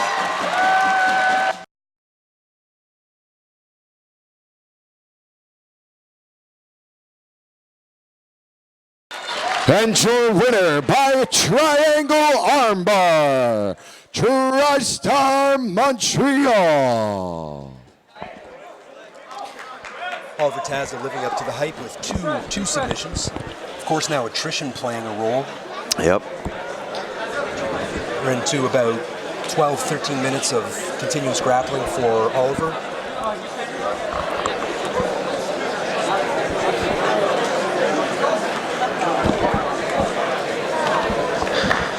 There's only 60 seconds allowed between matches. The ref doing a good job monitoring that. That's teamwork over there, right there. You know, the Tristar guys, they're rubbing them down, shaking them out. Getting that blood flowing. You've been in fights where you know how that can feel when your forearms start to cramp. Oh yeah, when you go for a submission, you don't get it, and your arms just feel like rocks. Another Muhammad in there now. Muhammad Al-Hamadi. Yes, so I was talking to the coach, and Muhammad Al-Hamadi is the least experienced member of Detroit, but they felt that this was a good opportunity for him to show off his skill set. Well, he's got a great opportunity here and a tough match with Taza. And as I said, anytime you have a team of absolute killers where they're telling you that this guy is something special, I want to see what he brings to the table. The same was true with Tristar. And again, very, very brave of Muhammad to play this leg lock game with somebody as notorious as Taza. Oh. Push his hand, dribble his hand. Nice scramble by Muhammad. Those toe holds are not my favorite submission. I have seen them be explosively effective, but tend to only slip. Okay, good job. All right, he's gonna. I'm in that north-south position, coming back to the knee on belly. He's gonna come at your legs when you go knee on belly, okay? Bring your head closer to his belly button. Start working those overhooks here. Muhammad doing a good job of listening to his corner here. Use your hips, put heavy pressure on his elbows. Okay? Gotta move that leg. Taza goes for that leg again. Open his legs now. Open his leg. Pop that leg up. Okay, yes, there we go. Oh, continue passing like this, man. I like your pace. Oh, hips down. Muhammad does a good job of passing. Threading towards the back. There you go. Not using the wedges as effectively as we saw Oliver do earlier, which allowed Oliver to flatten back out. Might be just due to fatigue or Muhammad's different. He's not tired yet. He's doing a very good job staying heavy.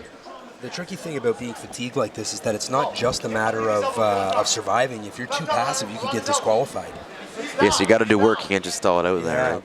Which can be tough when you're, as you said, we're approaching now 15 minutes of continuous grappling for Oliver against fresh opponents. 2 submissions. His corner just yelled out, "No mount." Yeah, they have the same impression of mount that we do.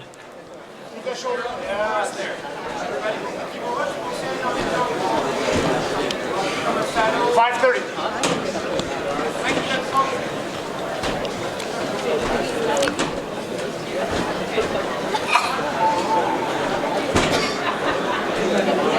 Keep looking at that pass. Nice and heavy. Muhammad's doing a good job of passing that guard. He's done it a few times now. But Taza, obviously super skilled. Finding a way to going after that leg again. Oh, nice attempt. A little too quick. A little sloppy. Muhammad going after that toe hold now. That rolling. Left leg in front Oliver trains with the Donner Death Squad. He's been in leg locks from some of the world's best, including Gary Tonin and Gordon Ryan. Unlikely he'll have a panic response from such a seasoned athlete. Doing a great job right now. Credit to Al-Hamadi for being able to establish that position and attacking it credibly. There we go. Good job. North-south. Nice pass again. Right hand to hip. Yeah, hey. No, left hand. Elbow. Playing a strong positional game, but not doing much right to threaten right hand wrist control now. Yes. genuine Pull submissions. him off that shoulder.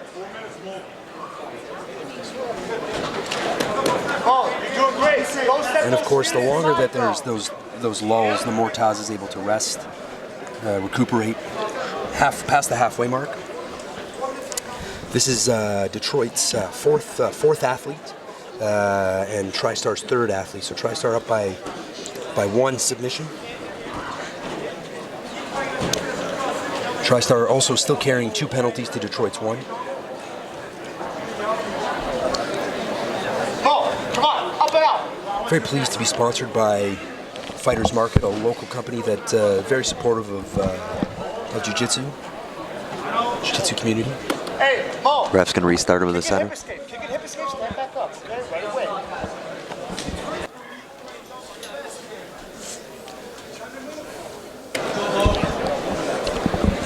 Right there is good. Right there is good. Kick it, hip escape. Left foot in the hip. Left foot in the hip. A few positions that we've seen established over and over again tonight. That knee shield, that north-south position. See deep half being played by Mohammed. I'm not a fan of deep half guard and no gi. I know you're not a fan of deep half guard in MMA either. No, I'm really not. I understand in gi where you have grips. Yeah. But in the no gi and MMA game, it's you're giving your opponent way too many opportunities. I would say that the bottom part, the part that established, is actually the disadvantaged opponent. Oh, you're doing amazing here. Get that left arm underhook. Yes. Good pressure Stay from high with Oliver. it. Elbow in his armpit. A little bit easier to rest and still be active from a top position. Nice. Get that forearm underneath his chin. Use it. Push, push, push. Taza looking to make Muhammad carry his weight here. He's looking to pass, end up in full mount. That quarter guard can lead to inversions Watch to the that back. underhook. He's going to start to step over for the armbar here, okay? Punch that through. Left arm, punch Might be that trying to through. isolate a Even as he mounts. Nice pressure. head and arm here if he can get it. Yep. Yeah, there it is. 2 minutes left. That arm was not on the carotid regardless. Press right on top of left. We're under 2 minutes here. Playing back to that inside Sengaku, of course, as I said, not nearly as threatening without the threat of the heel hook. Knee bar is possible. Okay? As is the toe If hold, you as try you've to seen step from the over, try to feud. catch that right foot. Okay? Try to catch that right foot. Okay? Hip escape to your left. Hip escape to your left. Yes, you're out. You're out. Just keep working. Keep working.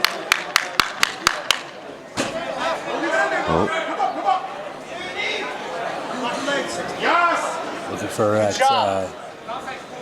50-50 control. Oliver has the advantage due to the hip position. Don't let him esteem a lock. You know, you're going to hip escape. Yeah. Hey, that foot's almost up. Hip escape and You go. can hear the Good job. Garmo warning against the Estima lock. Very subtle footlock that can develop unexpectedly. 1 minute remaining in this match. 1 minute. 1 minute. Go. Up high with that underhook. Up high with that left arm. Well, for a relatively unknown Muhammad coming in here, he's showing a great job. He's doing against Taza. Yeah, very impressed. As you said, for a relatively unknown grappler to be this competitive against brown belt world champion, very good job from Muhammad. Left shoulder to the mat here. Left shoulder to the mat. Let's see if he can hold Taz off for another 35 seconds and earn that draw. This will be a tough goal for Oliver if he does get the submission because he's back in it again immediately. Hold 30 seconds for the rest of your life. Okay, let's go. 30 seconds. Let's see teammate David Garmo imploring Muhammad to attack. Keep that left arm underhook. 15 seconds. Raise his hips. Use that left leg. Raise the hips. 10 seconds left in this round. This will most likely be a draw, which will Get away. bring Detroit's final athlete, Khalil Fadala. 3 seconds! 3 seconds! Oh, how's it going? 3 seconds! Yeah! And we have a draw, so both athletes are eliminated.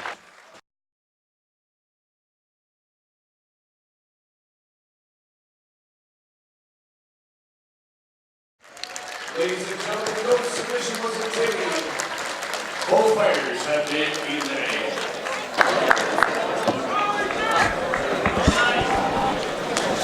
Okay, so up next, very excited about this match. Ethan Krellston and Khalil Fadala. Two very strong grapplers. Ethan, as I mentioned earlier, bearing the moniker the world's most dangerous brown belt. Wow. Which is an honor and a responsibility. That's a big target. A guy like Khalil is salivating at the idea of submitting the world's most dangerous brown belt.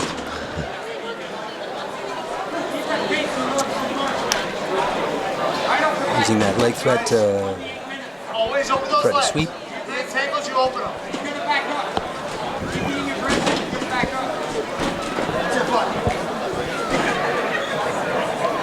Again, looking for that inversion.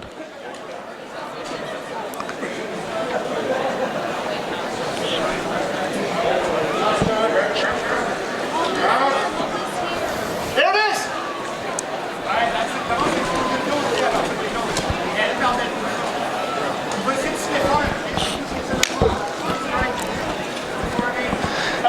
So the onus here is on, obviously, the Team Detroit.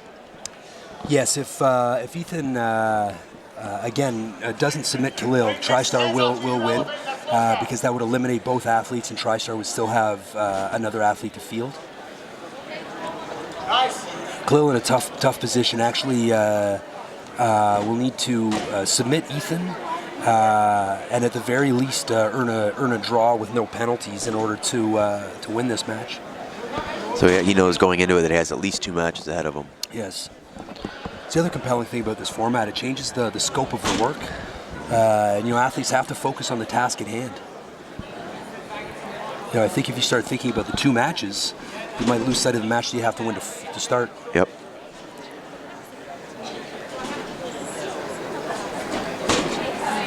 That's it. That's it. Khalil looking to pass that leg across.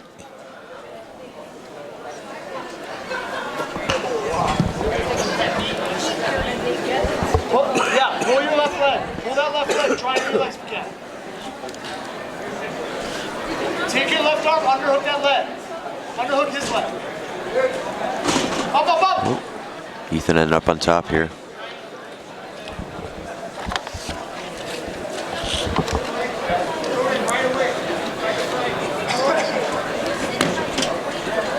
Ethan looking to pass. Khalil does a good job. Nice little scramble here. Might use the leg to take the back. The referee's going to stop. Put him back in the center.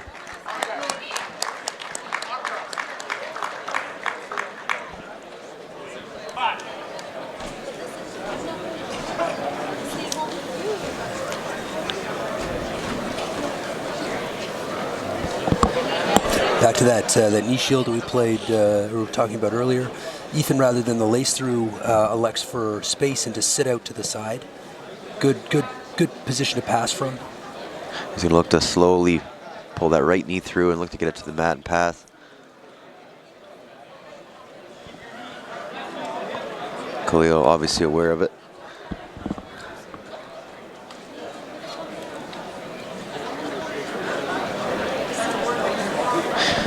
So if you're Ethan in this case, you know your team's up. You obviously got to keep the pressure. You don't get a penalty, but you'd be a little bit more conservative. So my sense is we play to submit. My sense is that we play for keepsies. I like that too, but I'm looking at, There's 2 ways team to look at it standpoint. strategically. What do you think? You've got Ayman Zahabi behind you, who's a very talented grappler. There's still potential here. I think, stay aggressive. Maybe not quite as aggressive as Khalil needs to be in this situation. Yes. But I don't think there's any reason that Ethan shouldn't play hard for subs. Agreed. Feels good to win, but it feels even better to finish them, right? Exactly. playing for a draw doesn't strike me as being the personality of either of these teams. They're both blue-collar working teams that like that finish. Needs to set those shots up a little bit, unless you just want it to get to the legs. And you see Damian Maia in the UFC shoot at the legs, maybe without much of an intention of hitting a takedown, but just getting underneath his opponent. Yeah, he doesn't care if he's on his back underneath, right? So he actually prefers to be there. Exactly. And these leg entanglements, a hallmark of the Danaher Death Squad. Both Ethan and Oliver regularly training at Renzo Gracie's in New York. How much is that? Oh, going for that knee bar. Toe hold on top leg, toe hold on top leg. Stay right there. Referee's going to move him best he can by keeping that position. He's going to try to drag them back in the same way that it's tough to do. It is. It's tough to do without losing position, but again, allows to maintain the position without giving an unfair advantage or an accidental advantage. The right thing to do. Yeah. I was going to say, how much has the Danaher style, the Danaher Death Squad, changed the game in the sense of going for heel hooks and things like that? There's a sense of depth of method from Danaher that's there in guard passing, back taking, heel hooks, and the heel hooks got the most attention because they were the most novel. But it's a well thought out system, and it's obviously replicable. 3 minutes remaining. And again, a draw in this match is the same as a win for Tristar. Khalil needing to submit Ethan to stay alive. Looking for that knee bar entrance. Perhaps threatening towards the back. Again, every athlete we've had on the stage has been so aware of the nuances of their opponent's game. It's really amazing to see how quickly they can adjust and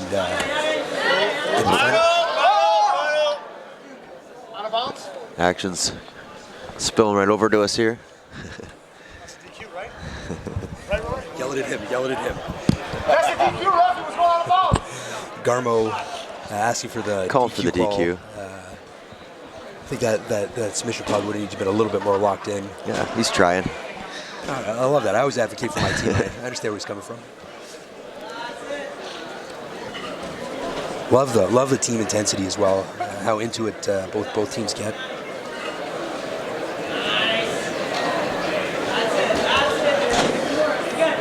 Two minutes remaining. Pull that through, pull that through. Oh.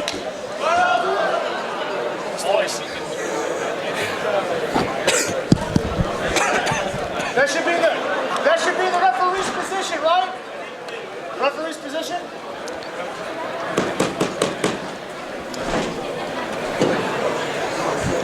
Referee's starting him back in the center, trying to get that same position again.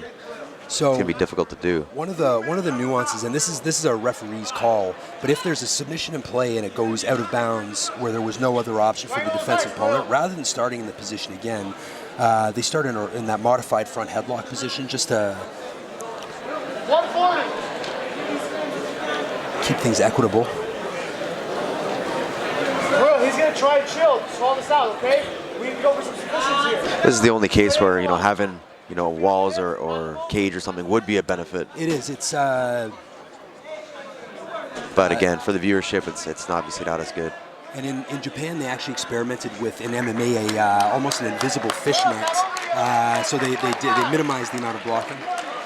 Ethan establishing mount, strong position to control from, if not submit from, with 1 minute and 10 seconds left in this round. And again, Tristar with Ayman Zahabi still on deck. Detroit down to their last athlete with Khalil.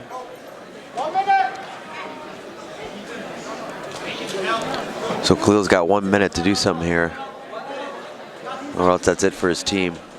Kind of got to go for the Hail Mary.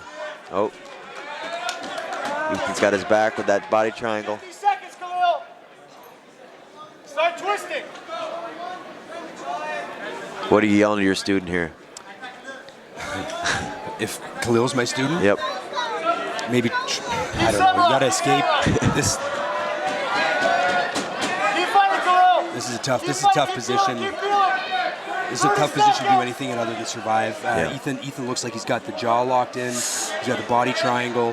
He's gonna belly down. Oh, this is a rough position. He's playing that modified hand position we've played with in MMA. Oh, there it is. That's it. Ethan gets the submission with 15 seconds left. Very impressive, very impressive. And that's Tristar. And your winner by rear naked choke, Tristar Montreal.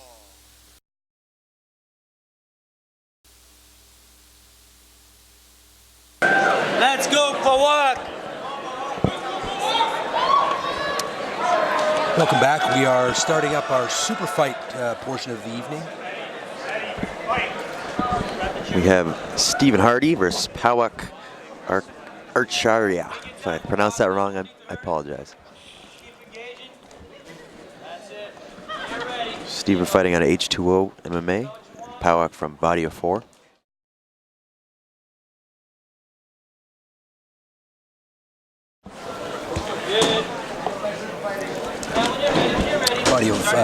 Pawak recently promoted purple belt. Watched him compete at a blue belt tournament and just run game on everybody. So it's good to see him at purple belt where he belongs. Stephen using that Darce threat to advance position. Looks like he's under the chin there pretty well. Good job. Start bringing that grip, buddy. There is a one-armed guillotine available here as well if he can pass the mount. Pawak doing a good job to keep that quarter guard. Trying to get that Darce. A Darce can be a dual-purpose attack, either a submission or a pass, depending on how your opponent reacts. Kind of force them to make a defensive choice. Pawak looking for that deep half guard that we talked about earlier. Both H2O and Body 4, fantastic teams. You can hear Marco Costha in Pawak's corner. Steve really deeply under that chin. That's in there, it looks like it. Pawak on the grip, fighting it off, tucking his chin. And a guillotine, unlike a rear naked choke, it's much harder to force that jaw pressure. Nice work, nice work. Pawak didn't panic. You can see him looking to Marco for advice. Steve Harty comes from H2O MMA, one of the solid MMA gyms from Quebec. They're affiliated with Tristar. I think Oliver Obiang-Mercier is one of their fighters. Very good grappler. And coming to that front headlock position again. Really like how he's using that to pass. Really like how he's using that to threaten. Takes it back with it. Really nice. Got one hook in. Hand trapping. You can see he's been studying the Danaher system as well. The problem here for Stephen is that his head isn't underneath Pawak's, but he's got that. That looks like it's in. Yes, there it got is. it. Very nice. Beautiful. Very nice finish. Nice back take, nice finish. Really good pressure from Stephen. I'm impressed with the volume and consistency of those attacks, leading to a great finish. Well earned victory. And your winner, by rear naked choke, fighting out of the red corner, Stephen Harty. Next up we have Tom Mcilvenny from Bellum MMA and Jermaine Chandler from SBG Niagara. Rory's taking a step away from this one. He will be coaching Tom.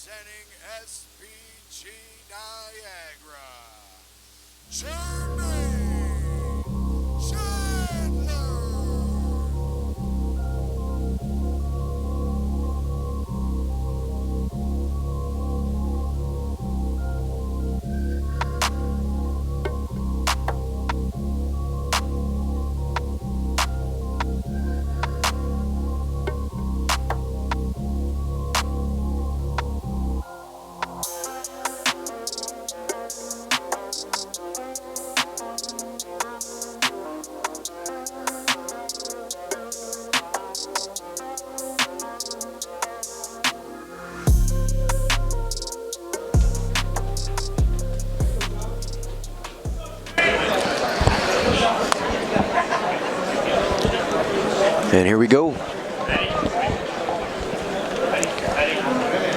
Referee gives the final instructions. Like I said, Rory has stepped away. He's playing the Reggie Dunlop kind of role tonight, doing a promoter coach. He's coaching Tom, one of his students at Bellum MMA. Jermaine Taylor from SPG Niagara.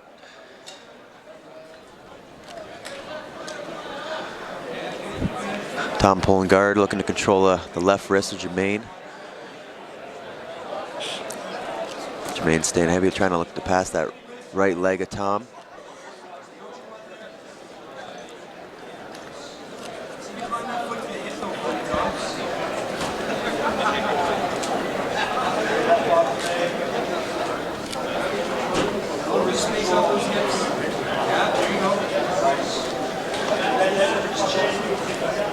You can see the contrast of these two body types. Tom, the more longer, lankier, ranger grappler, and Jermaine, the shorter, stockier, a little bit more muscular.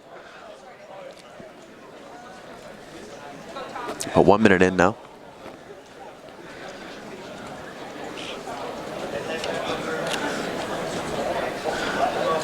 Tom's got that half butterfly guard. Jermaine's looking to pass that right leg of Tom still.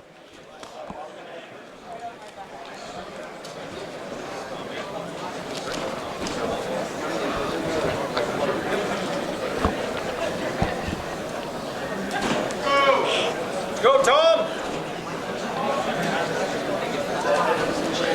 Tom using that left knee as a knee shield.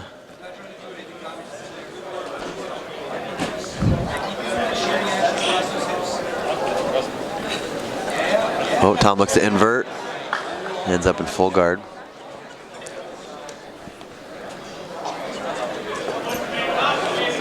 Jermaine needs to look to control the hips of Tom, look to try and pass. Maybe put the knee in the butt, try to break that grip on the full guard, try and break the legs open and look to pass. Looks like he's doing that now. Oh, Tom looks to sit up. Trying for a sweep, maybe just trying to get the mess with Jermaine's base.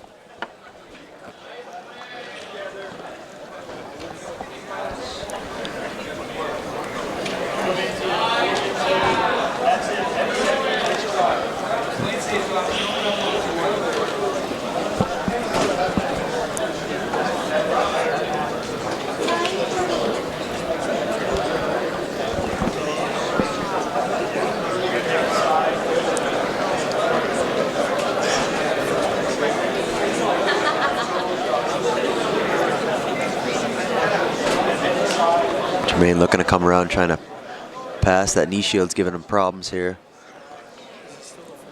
Unable to pass that guard to Tom. 5 minutes remaining in this match.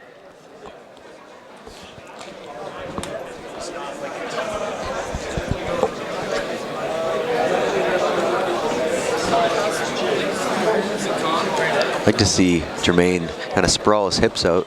Oh, we're back in that same position. That half.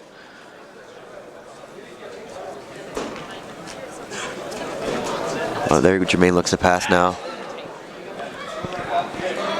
Tom looking for that arm. Jermaine's aware of it, pulls out.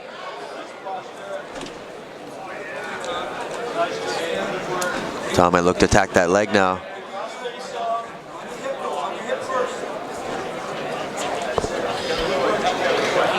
Jermaine's weary of it. It keeps his base back low. Oh. Did a good job of getting his leg back. We're back in this butterfly guard here. Or half guard now.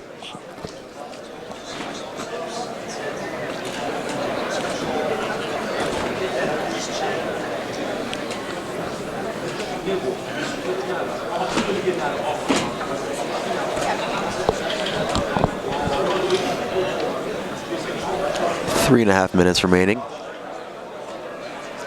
Tom maybe looking to set up, no, let it go now. Maybe looking to set up a triangle there. Looking over for instructions from his coach, Rory McDonald.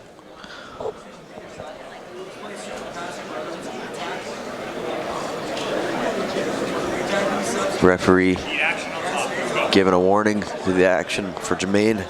Needs some more action to progress, or else he will get a penalty. 3 minutes remaining.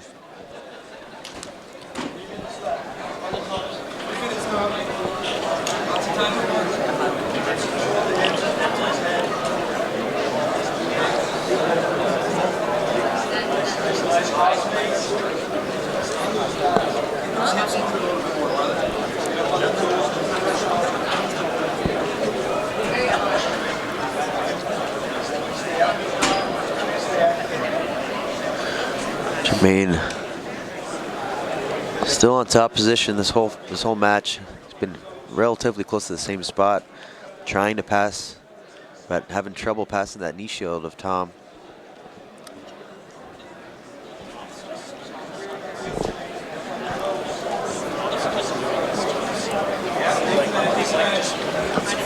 Looking for that Kimura. Putting that head over the leg over the head. Now he's circling. Tom might have this here.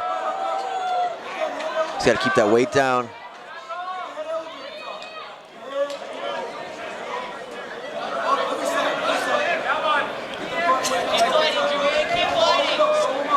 He's got that Kimura locked up. Jermaine's doing a good job of holding on here, keeping his arm close to his body. Tom transition to the back. He's got a minute and 30 here to work. He's got one hook in.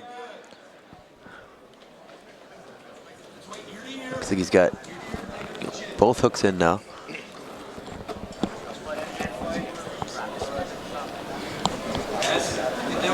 Now Jermaine's on the defensive here for the last minute 15. Let's see if Tom can muster up submission or Jermaine can reverse this.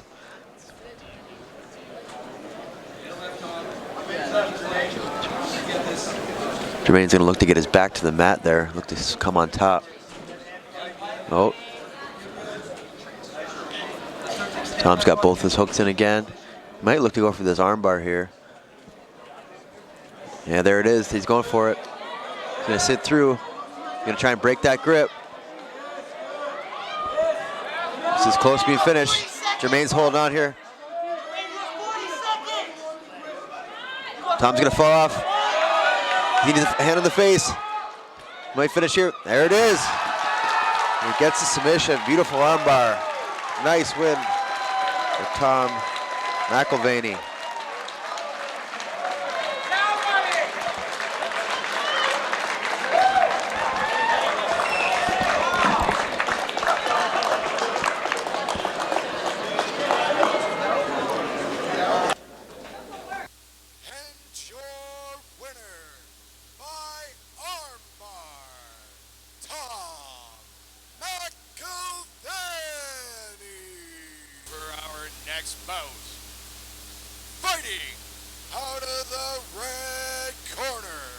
Representing body of 4, Lorenz, Baguinan.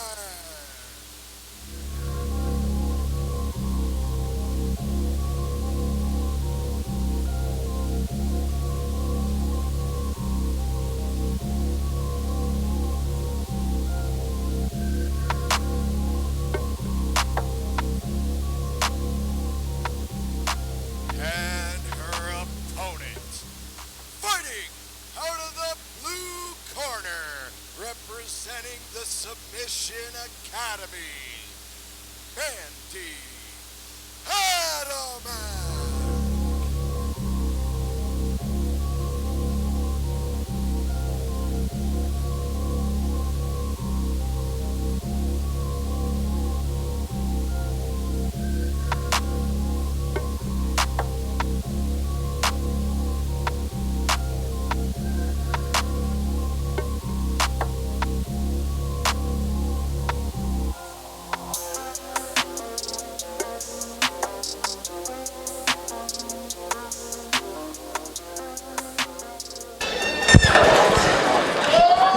All right, and we're back.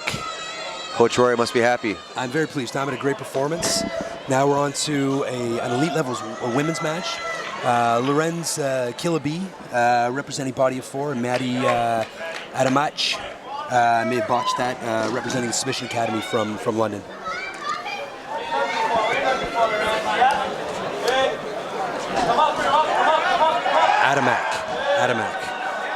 girls are And she's going looked after very- already. Yeah, scrambly. I like it. AF.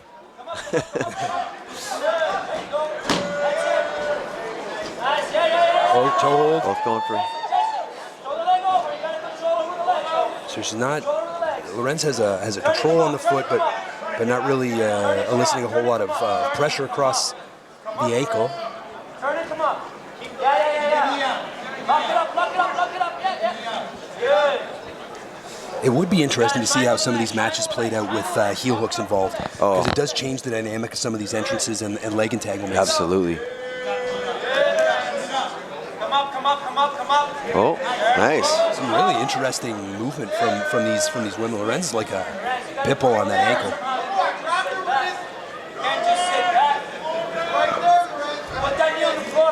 I like the intensity, but both these two women are bringing so far. We do have a really solid women's jiu-jitsu community in Ontario that produce some world-class athletes. These women both great examples. Use the bridge. You got to underhook. Yeah, can control that wrist. Look to spin off. You're going to have to spin off. Look to spin off. There you go. Sit back. Marco preparing Lorenz to move and adjust position if Might Mandie get is a able triangle to here. adjust. Oh, Nice adjustment from Mandie on that escape. Good awareness. Really good awareness. Managed to extricate that arm as she was rolling out of mount. Really nicely done. Lorenz. Steve Poulin in Mandie Adamache's corner. Great black belt. Has also done extensive work with Enzo Gracie in the John Her Death Squad. Wiggle your leg. Yes. Body of four, one of the top teams in Ontario. Adjust. Keep adjusting your leg. There you go. Lorenz looking to. Oh, she almost had it there, pulling that leg out. Come on. Be ready. As soon as she makes space. These evening's matches being brought to you by High Rollers, BJJ, great local company with cool designs. Check them out. Great name. High Rollers. Cool company too. Lorenz looks like she's got a Kimura grip here. It's dangerous to force this though as your opponent's passing guard. I was thinking GSP exactly. You know, read my mind. That far side step over armbar. Exactly. GSP got overeager. That was his first loss. Nice though. Lorenz does a good job swinging that foot up and over to limit the movement, which allows her to force that arm to the outside. Really nice adjustment. Oh wow. Nice scramble. Mandie showing some great flexibility and toughness. Takes it back. Really great exchanges here. 5 minutes left in an action-packed match. She does no hooks in, but she's riding those hips. Yeah, she's doing a good job. This is a position that we talked about, even MMA here. Sometimes not going for the put the hooks in. You can kind of ride your opponent's hips. Yeah, and that sometimes actually opens things up for you more because you're not the proactive athlete. She's riding a little higher than I would like. Yeah, could get shaken off. Yeah, I prefer that to be more over the hips as opposed to over the lumbar spine. She got the one hook in there. Establishing the hooks. Lorenz maybe missed an opportunity there to back out the back door. So Mandie might lock up that body lock. There it is. There it is. But at a weird angle. Oh, good. Nice adjustment. If she would lock that in entirely, get the foot behind the knee, I think there's some real compression she can apply to this position.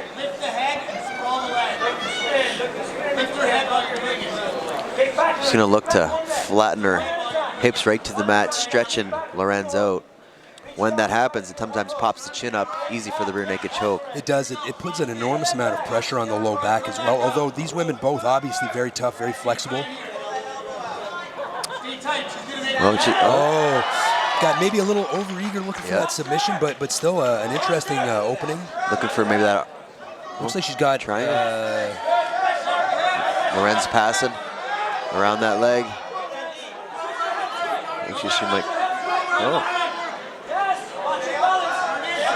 Good scramble. Really even match here. Really even match for both women positionally. Both going for it for submissions. You can see Mandie digging for guillotine. Guillotine. Shoulder to wrist, wrist to shoulder. You gotta get your hips under. You need more control. Shoulder to wrist. 2 minutes. Shoulder to back. She let it go. She's looking to take that. Nice. Go after it again. Go after it again, Lorenz. Go after it again. Free your head one time. It's been a high-pace match, a lot of intensity. You can see fatigue maybe starting to play on Lorenz a little in this position. Good, Lorenz. Yep. Shoulder this. Let's go. Pull that elbow. Don't let that. Half guard is a very dangerous position to threaten from the bottom. One of my favorite positions to attack from. But you can see Mandie really taking the hips and the angles out of the equation, threatening a Darce choke now. 2 minutes, 20, Lorenz. 2 minutes. My guess is she'll combine that with a knee cut pass into the Darce. Into the Darce, or if her opponent gives up the legs, maybe just to pass the side. A lot of times when you do that, you can see the knee cut pass starting now. Sometimes when people forget the legs. Yep. And there it is, using that Darce as a way to pass. Slim Jim unlocking that half guard. We got about 2 minutes here left. Mandie in the full mount position. Step hard. There you go. Step hard. That's it. Bump, bump, bump, bump, bump, bump, bump, bump. Looking for a no-gi Ezekiel choke, which tough to get. Tough to get, but not impossible. There's actually 2 finishes in the UFC with the same guy. Same guy, and he was mounted when he finished his opponent. I forget his name actually. The Russian Olenek. Yeah. Olenek, I believe it is. The only thing I remember about him is that he has 2 finishes from being mounted. Again, she's got that back. Yeah, if she could isolate the hips and flatten the hips, I think she'd have a lot easier time starting to work on the chin. Lorenz still in a position where she might be able to slide out that back door. Mandie may be looking to isolate an arm in case that is the case. There it is. There yeah. it is. Sliding into that arm lock, but Lorenz. She steps over. Yeah. Nice. Good defense. Yeah, really good. Oh, ends up on good scramble here.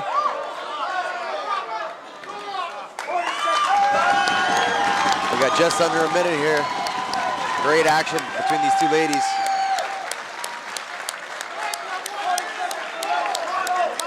Mandie's looking fired up. Looks like she's ready for blood. Oh, she shoots in for the double. Comes around back. Nice. Mandie's stringing together some really solid attacks.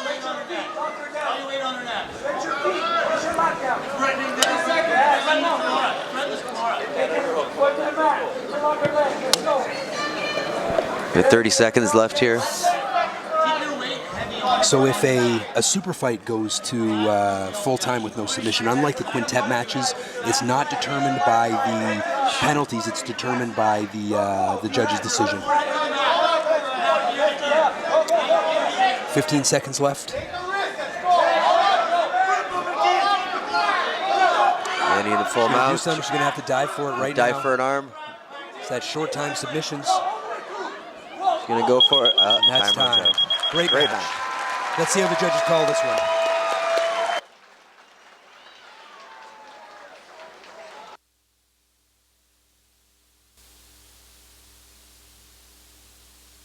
Ladies and gentlemen, the decision goes to the white corner, Mandie Adamache.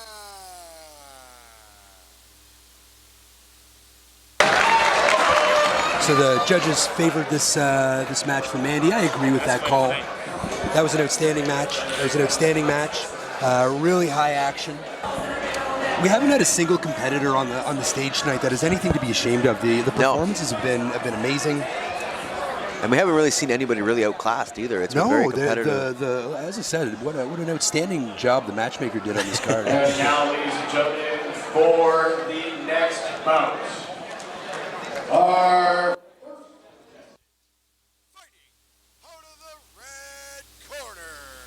representing body of 4, Aleks Veselic.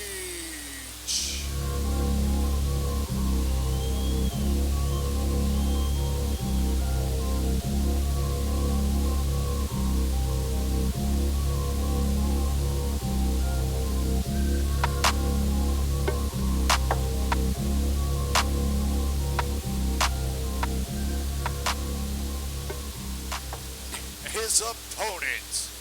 Fighting out of the blue corner, representing Atos Jiu-Jitsu, Gregg.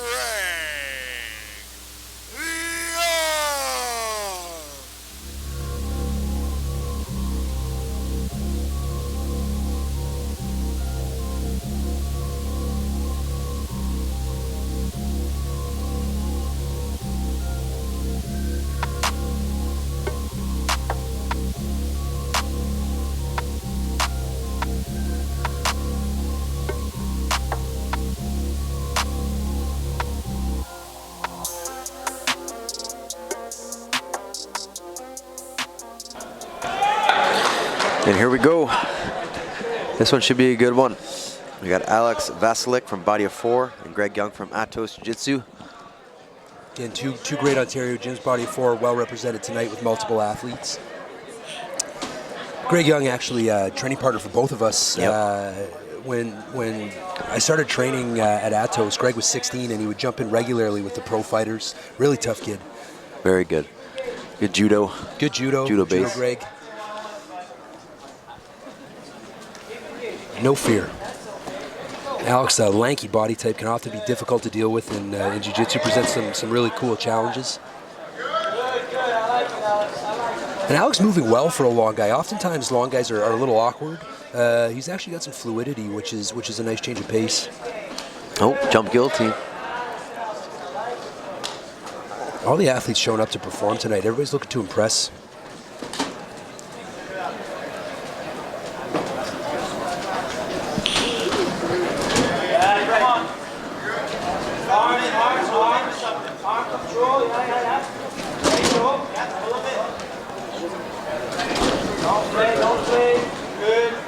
I said those long limbs of Aleks, like he said.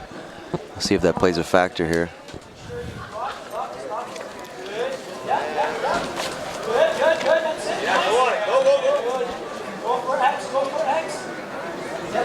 Tonight's competition brought to us by Fight Supply. See Aleks inverting for that leg. Gregg, pretty experienced leg lock player, reacted correctly. He's playing a top position. Aleks looks to be establishing X-guard there, he has it. He needs to elevate those hips if he's going to do anything with it, which he's done. Nice entrance, wow. That's that inside nice. Sengaku entrance, really well done. He's going to look to set up a knee bar. There's no heel hooks available here. But again, Gregg, really comfortable in these positions. I've played footsies with him before. He's tough to catch. Control that knee first. Control that triangle. Control the knee. Now go. Now go. There. Looking for that ankle lock. It's straight ankle. Oh, nice. I like that modified grip. I like that modified. Like that rear naked choke grip. Yeah, it gets a really deep compression cut, and you can see if the toes get covered by the armpit, it turns into a really nasty ankle lock. Good job, buddy. Belly down, belly down, belly down. Again, Yeah, there was an opportunity there from Aleks to go belly down on that ankle lock that where he allowed Gregg to roll through, which caused the position to deteriorate a little bit for him, and actually allowed Gregg to start to play some competitive footwork. That's the difference with the ankle lock. You know, you very rarely see. You know, it's more sort of pain. It is. There are ankle locks that can elicit a great deal of damage. Yep. But most ankle locks are pain-based. With the heel hook, it's you're tearing your knee. Right? The dangerous thing about heel hooks is the pain and the damage are often simultaneous. So you're not aware of how bad it is until your ACL tears. Yep. That's why they're so scary. It is, yeah. And Gregg taking top position after sliding out of that knee bar fairly easily. Approaching the halfway mark at this of this match. Gregg retaining that top position in the center.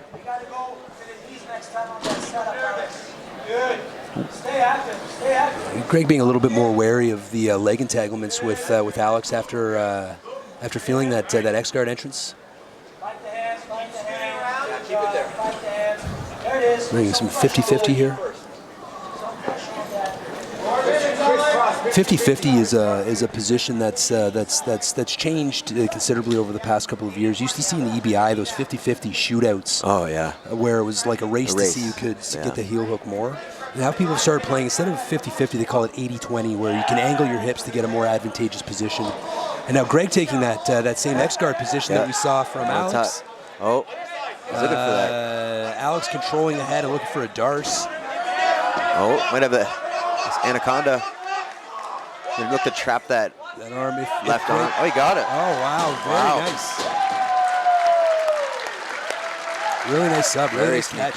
Yeah.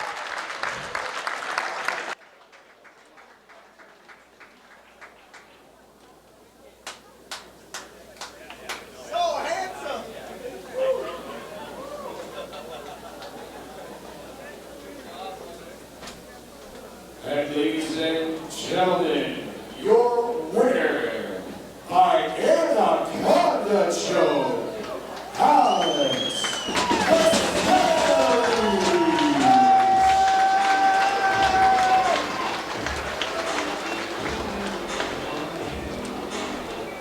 And now for our next bout, our first competitor, fighting out of the red corner, representing H2O MMA, Ariane.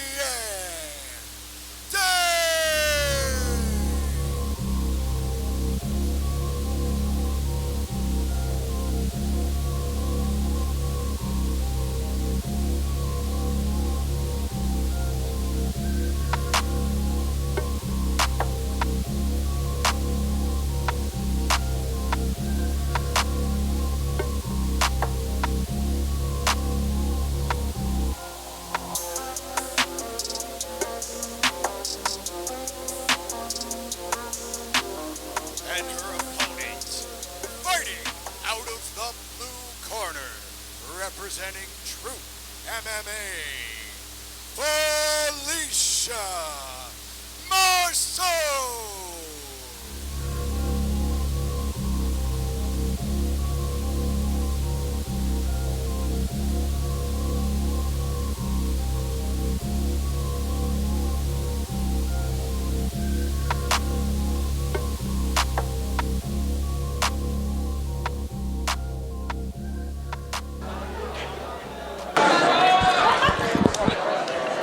All right, back with another women's match here. Ariane dying, also from H2O, being cornered by her boyfriend. And Felicia Mareceau, a Troop MMA athlete that also trains with Action Reaction.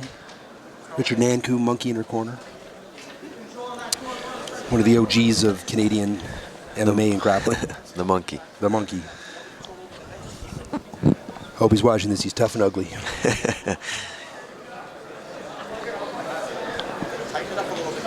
Felicia going for that front headlock, head and arm.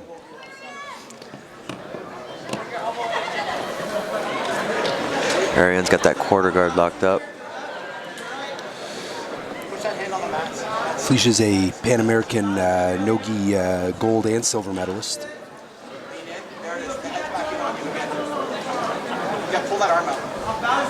Ariane has a great deal of experience in these types of super fights. And again, from a very, very well-established gym. Boyfriend Steve coming off a great finish earlier in the evening. Must give you some hype, having your boyfriend compete before you get the win. She's playing this half guard, Felicia threading that darce, as we saw Mandie do as well, as a way to both threaten a submission and potentially knee cut pass. I find that in my own game, this leads to front headlock positions and more back takes than it does darce chokes. But it's a great attack, great sequence. I find once I start passing, they'll come to their knees and I get the front headlock. Yeah, exactly, and then you can reverse or keep stroking to the back. Felicia working hard to control Ariane's head. That's the key to this position. That space, creating space away from her hips, elongates Ariane's body, makes it harder to get underneath. If Ariane could get to the hips, dive underneath, that's that sweeping position. Damien Maya plays that position very well. Ariane has the underhook. She's giving that up here. Yeah, she should look to wrestle, I would think, from that position. And use that underhook to get up to your feet, at least create a scramble.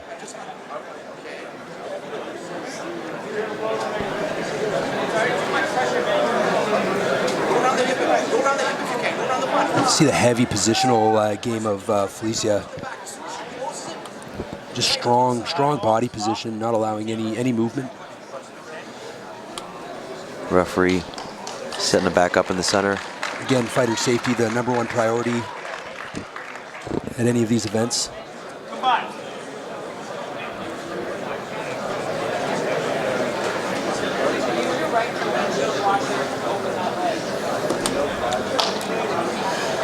Yeah, I'd like to see her use that right leg to push on the leg of Ariane. She's got the Alberton on. She's got the Alberton on your leg. Just you can swipe your knee. That's a knee on top of the bicep next time. Cross face over the arms instead. 5 minutes remaining between Felicia Mareceau and Ariane Dang. Yes. Looking for almost a Nurmagomedov bar arm. Again, very effective in MMA. Maybe not as effective in jiu-jitsu because you can't punch face.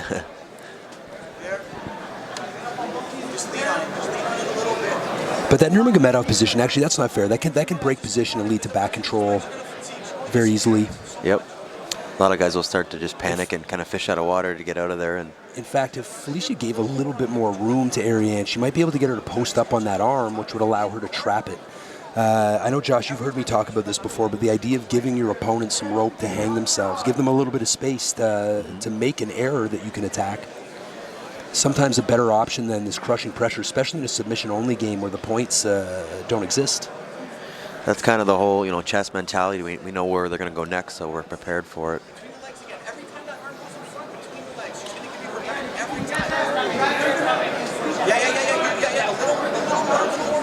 4 minutes remaining. Coach Monkey's telling her to drop that left knee across. Might be able to take the back. This position is stalled, but I also don't feel like either athlete is stalling. It's just a well-established position.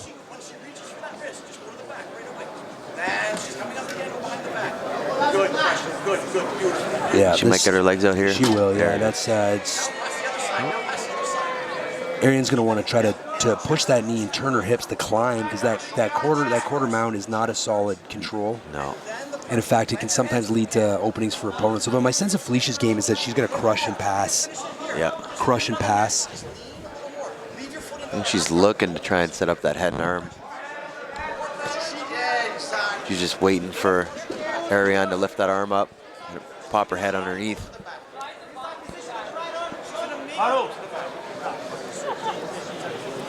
Adjusting back to the center again.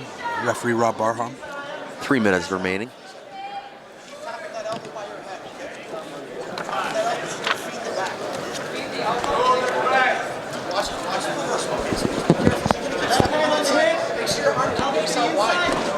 If you're at home watching our stream, we want to thank BJJ Fanatics for sponsoring this event. They're actively working to grow the jiu-jitsu knowledge in the world. We appreciate that. We appreciate being involved with such a great company.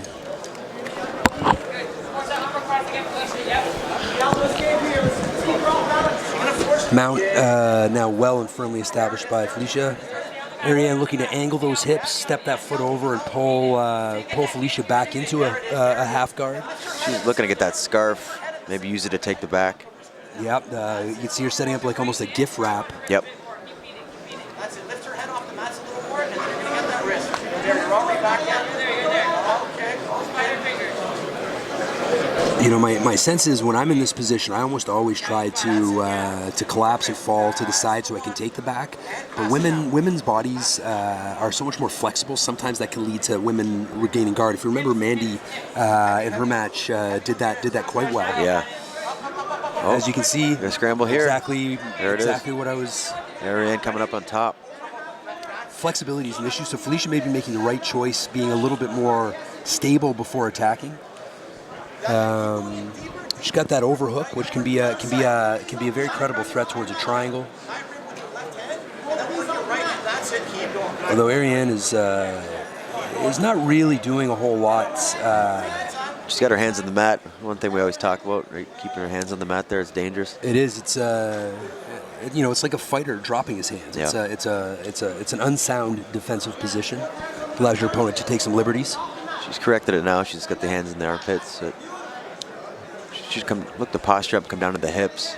These athletes are all incredible, but it is one of the more obvious comparisons between the black belt athletes and the purple belt athletes. The black belts are making adjustments before the problem is even there. The purple belts kind of fix problems as they show up. Yep. And that's no criticism of the athletes. These guys are obviously phenomenal. We got about 45 seconds here. You know, Ariane has been on the defensive for most of these 7 minutes. There hasn't been really any credible submission threats, but my sense is that if this goes full time, Felicia has probably done enough to get that decision, especially if she can start to throw up something. I like to see her open up this body triangle from. Yeah, body triangle for me is especially from guard is a stall position. I agree. You have to unlock it to attack. So if it's there, you're telling me that you don't want to attack. If I was Ariane, I might sit back and try a double knee reap where you can throw your feet over top. Can sometimes be effective. She's got nothing to lose at this point. Time. Go to the judges' decision. See how our very knowledgeable judges call this match.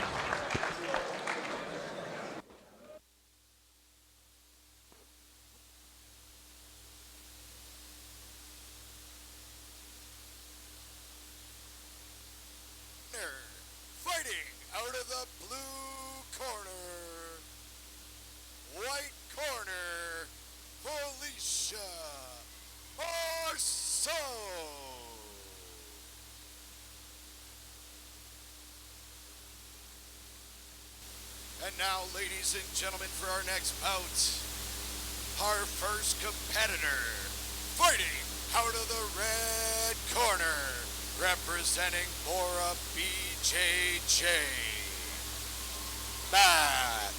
McDonald.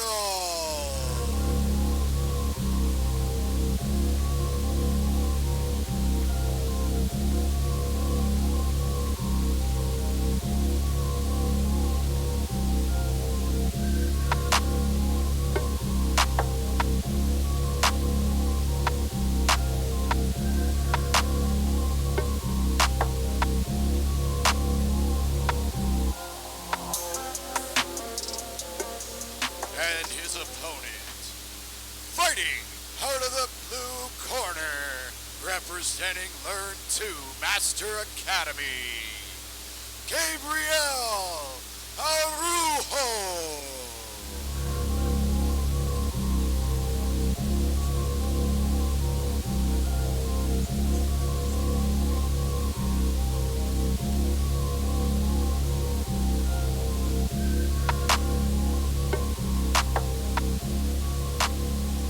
Our next match is underway here. We have Matt McDonald from Bora BJJ in the red corner, Gabrial Aruja from Learn to Master Academy in the blue.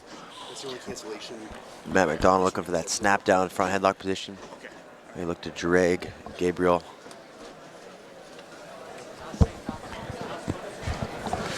Some clinch work from the big boys.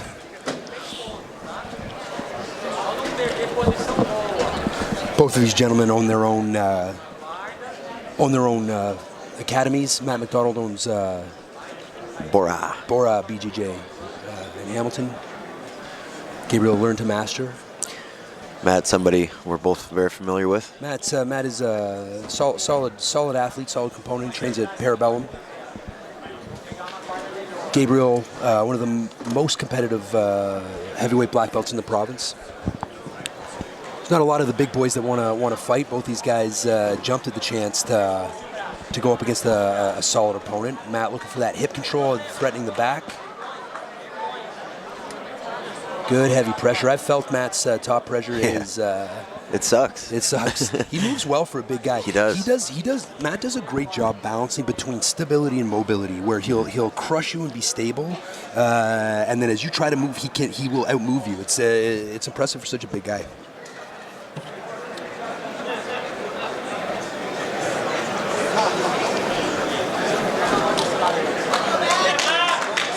Matt, established side control here. Good heavy crushing side control. Looking to that knee on belly.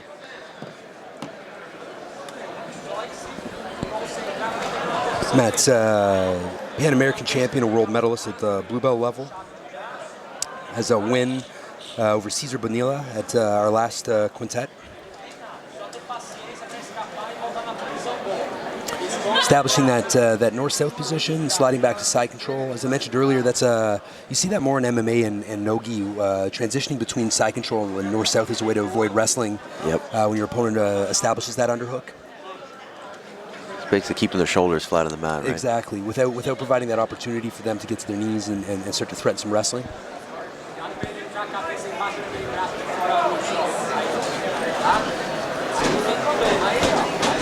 Matt's looking for that front headlock here. Might look for the roll.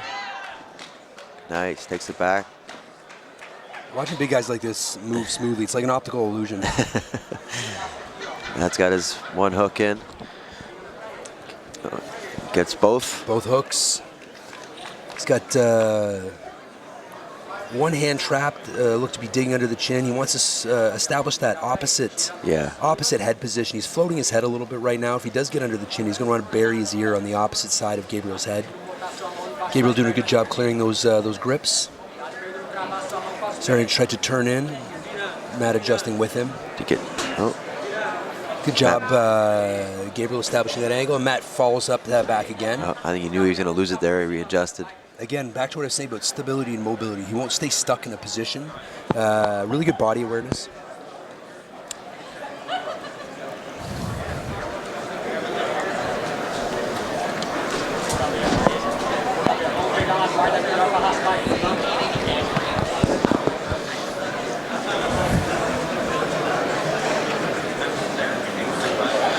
Matt just riding that hip. Just minor electrical issue. When can we get a three-way splitter? Will the venue have something they can do? For what? I have something over there that's not plugged in. I need to plug it in. So talk to... Gabriel doing a good job of not giving Matt much of an opening here. Matt obviously looking to get his hooks inside. Or, you know what? So go talk to the gentleman in the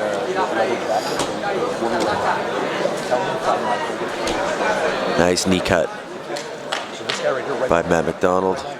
Gabriel's got that quarter guard locked up. Matt's trying to pass, lifting up on the right tricep of Gabriel, trying to slide that right knee through.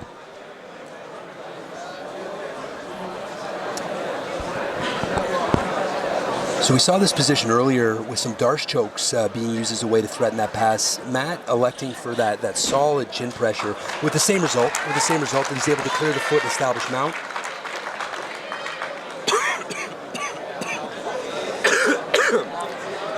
Just over 3 minutes remaining.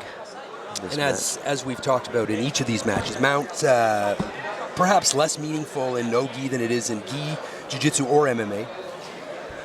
Both of which have some weapons available that are simply not there in no-gi. Gabriel establishing that quarter guard. Although he's angling the wrong way, angling towards the leg once you've established the foot it can be problematic.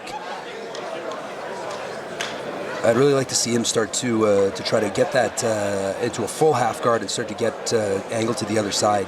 If he stays here, there's a chance he gives up his back to Matt. If Matt can start to wedge up behind that shoulder.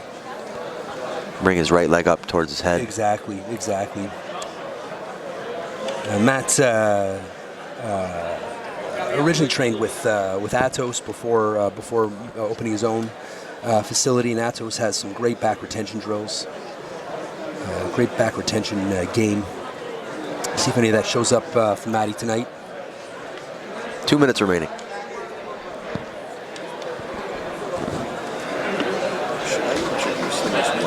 This has been a Matt McDonald offensive barrage here. Gabriel's been on the D pretty much this whole match. He's going to look to do something here and get some offense going in this final just over a minute and a half. Matt's going to continue to do what he's doing and look for that finish. Again, using that knee cut really, really effectively, keeping his weight, making Gabriel carry his weight. You can see Matt resting his weight across the breadth of Gabriel's hips. Yeah. This is another good way to control your opponent's back when you don't have full hooks in. He's controlling that far ankle now. It's an old wrestling tactic. Yeah. We got 1 minute left here. Matt, very solid passing game. You can see Gabriel playing that wide open guard and Matt passing to threatening the back. Less than 1 minute remaining in regulation time. And there is no overtime, so that will be the end of the match.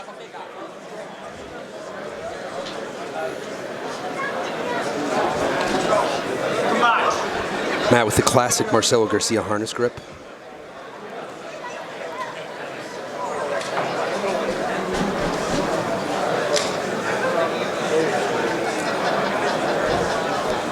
I can tell by the way Gabriel's defending his back that he plays a great deal of gi. It's more of a gi style protection, protecting against the lapels, probably ingrained habitually.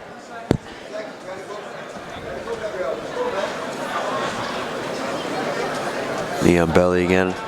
20 seconds. Does Matt have time here to finish this Kimura? My sense is that Gabriel will probably commit to just being defensive and holding on so he doesn't get submitted.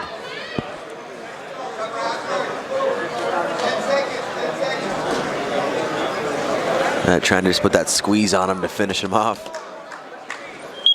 Oh, nice try.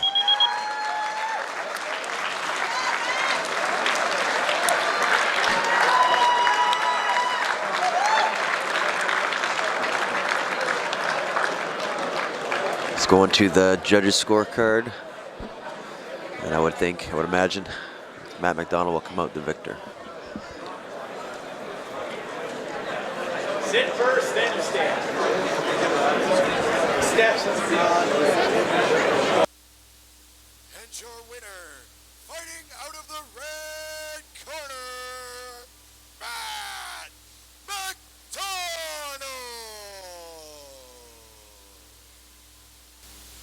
And for our next bout, our first contestant, fighting out of the red corner, representing large martial arts, Mike Large.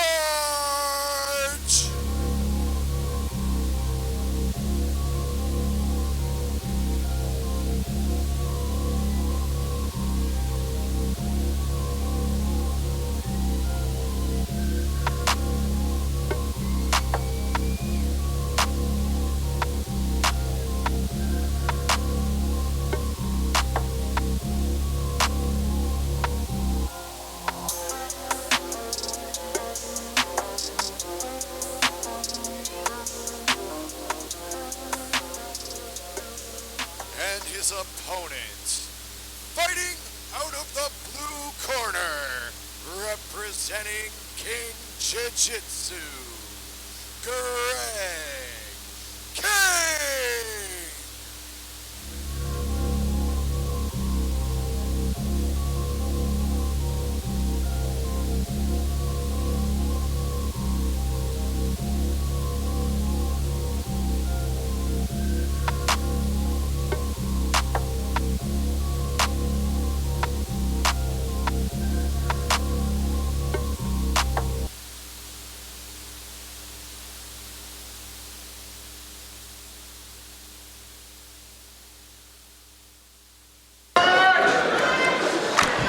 So Gregg King versus Mike Large. Mike Large brought a huge contingent of his students. He owns Large Martial Arts in Georgetown. Gregg King has competed for us a number of times. Very well established black belt, very competitive black belts. Also owns his own academy, King Jiu-Jitsu. Really excited about this matchup. Whoa. Immediately into the action. Large is coming in hot. Large has a wrestling background. You can tell right away. Yeah, I like that. I like jiu-jitsu that's influenced by wrestling first. You tend to get aggression.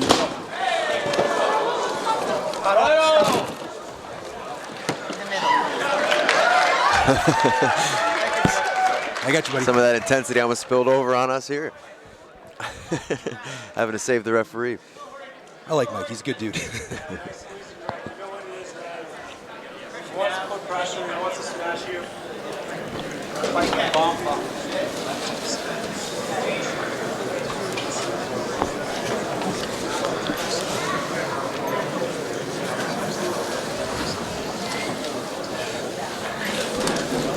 Her last event, Gregg had a great match with my business partner, your coach, Lyndon Whitlock. Lyndon commented on the unbelievable grip strength that Gregg had. He compared it to a bricklayer. Yeah. Just man hands. You see that from athletes that have spent years grappling. Mike also clearly a very powerful man. Really great community at both gyms. You see, Mike Large's corner got another OG in the MMA world, Justin Bruckman. One of my favorites too.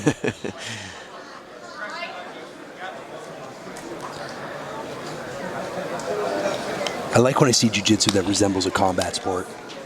Yeah. Making it physical. If you can make it physical and retain the technical aspect, that's my favorite. You can definitely see the wrestlers that transition over into grappling or mixed martial arts. They just bring that different level of intensity. It's true. You're one of the few people that I know that didn't have a wrestling background that was still able to bring that level of intensity to both jiu-jitsu and MMA. I don't like complimenting you, but it's true. Very rarely, eh? Good job, Gregg. Yeah, good. Let's pull, man. He can't pass you. Let's pull with some control. Both guys looking to establish some physicality. He's tired. Gregg, go do your tired. Good. Nice drive. Gregg doing a great job getting his hips back. Yeah. Good job by Gregg for his awareness there, too, to circle off and kind of create an angle you're able to see one right off the stage. Yeah. Well, that's a bit of a drop.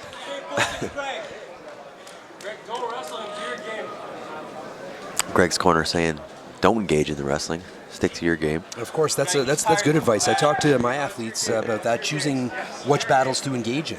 Sometimes you get drawn into that firefight of, throws him a nice triangle. Nice triangle from Gregg King. And you see Mike is stuck there on the side. That's a tap. Got it.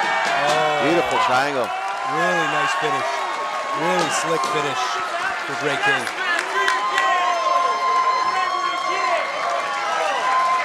Well, he listened to his corner and it paid off. Yeah, it did. Really good advice from the corner, and that did pay off listening to him.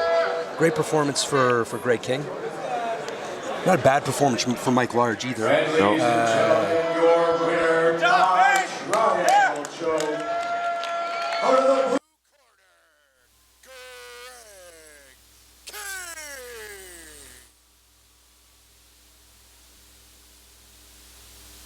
And now for our next fight. Fighting out of the red corner, Jamaal reaches.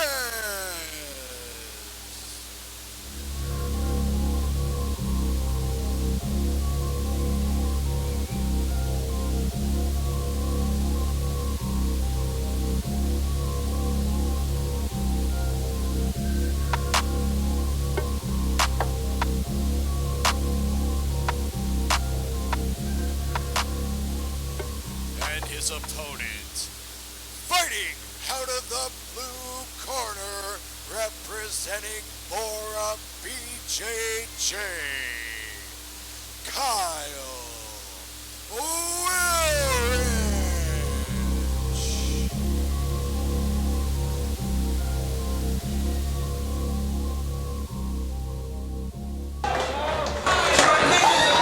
So an interesting matchup here. Kyle Willrich is a black belt but does not compete a whole lot.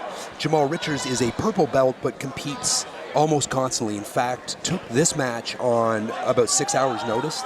He messaged me yesterday and said, Rory, if anybody falls off this card, I want on. Oh, nice double leg. Jamaal, very good wrestler. Actually competed on our wrestling show, Parabellum Luchator, and scored a win over Anthony Romero, which is very impressive. So I'm curious to see how this plays out. Kyle, very tricky jiu-jitsu player. Jamaal, more heavily a wrestler. Rolled with Kyle many times at Bora. Like you said, very, very tricky. Yeah. Yeah, tough too. Tough too. One of those unassuming jiu-jitsu guys that kind of look like you might want to take their lunch money, but then will ruin your day 100 different ways. Absolutely. Working for that toe hold theme that we've seen a number of times tonight. Yeah, not my favorite of the footsies to play. Low percentage. These guys playing kind of weak 50-50. Obviously, I know you love the heel hooks and whatnot, but if you can't do toe holds, what would be next? Straight ankle lock you'd rather? I like straight ankle locks, but again, as you commented, that can oftentimes just be a pain-based submission. Yep. I found myself favoring crushers and knee bars because you're able to threaten the knee, but just without the rotation. I think it's a bigger limb to control as well. It is. Right, so. As I evolve in jiu-jitsu, I find myself favoring strangles more and more because it takes toughness and flexibility totally out of the equation. It's just shutting that carotid off. You can only tough it out until you're unconscious. The strongest willed person on earth is still going to be asleep in 5 seconds.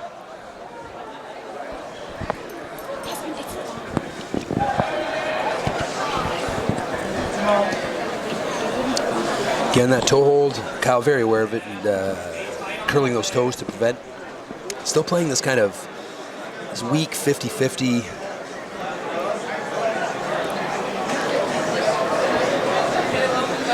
Using kind of like a can opener almost, just to control the head. It's not a bad idea. It keeps from extending out. It does put your arm in play. I saw a really cool arm bar from Dean Lister. I was looking at that knee bar. Yeah.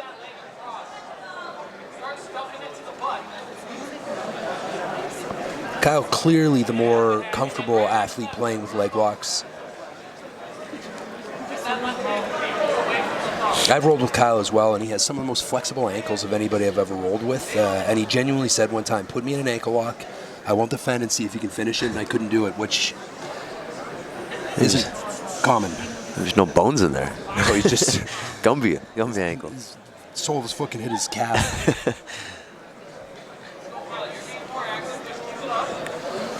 We have 5 minutes left. Still stuck in this 50-50 position. This is another reason I'm not a huge fan of this. It tends to be something you need to be constantly aware of your opponent's attacks. You can't really commit to your own, so we end up having these kind of stalled out 50-50 stalemates, Mexican standoff, where both athletes have kind of valuable threats, but they can't commit to them because they're defending their opponent's equally credible threat. I think it's where, like, if heel hooks were allowed, it would kind of. Then it becomes a quick draw. Yeah. And it's whoever hates their ACL more commit to it.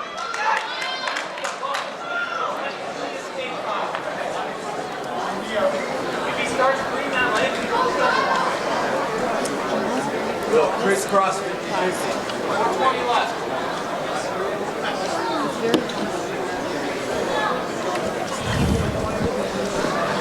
Kyle looking again to extend that right leg of Jamaal. Disadvantage that Kyle has here is that he's shorter than Jamaal by quite a bit. Yeah. And the leg locks always favor the taller opponent, offensively and defensively. Just be tough to get the amount of leverage you need on a leg when your body's so much shorter than their leg is. I have that problem. You resemble that comment.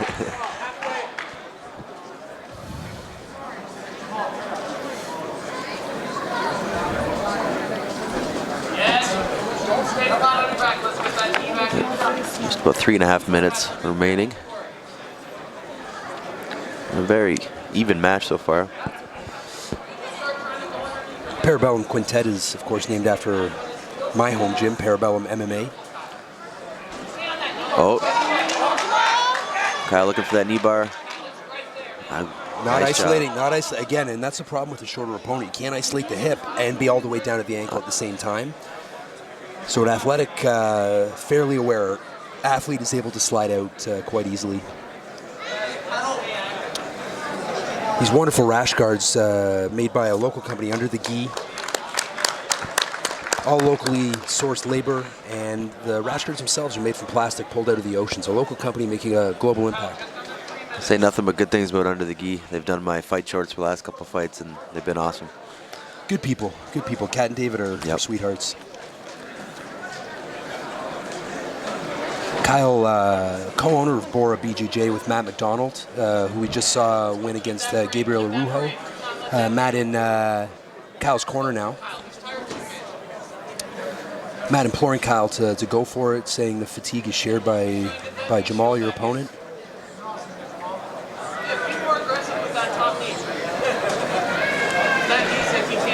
And again, this is a good example of where Purple Belt is not doing quite as good a job addressing that knee shield as we saw some of the more advanced grapplers in the quintet do, and Kyle able to progress and actually threaten a little. He's going for that toe hold now, Jamaal. Both guys rolling. But as I said, Kyle's ankle is extremely flexible. You can see it. Yeah, it's like there's no ligaments in them. He said have that at Haas, and Jamaal sharing my frustration. Gumby ankles. Kyle pushing the pace now. Yeah, Kyle genuinely being the more. That's a throw invented by my wrestling coach in university, Canadian Olympian Doug Cox. It's a modified overhook throw, and Jamaal set that up on Anthony Romero. Really nice throw, but again, in submission-only jiu-jitsu, it looks great, but you just landed in the guard of black belt. So maybe not the most strategically sound choice, but certainly an impressive toss.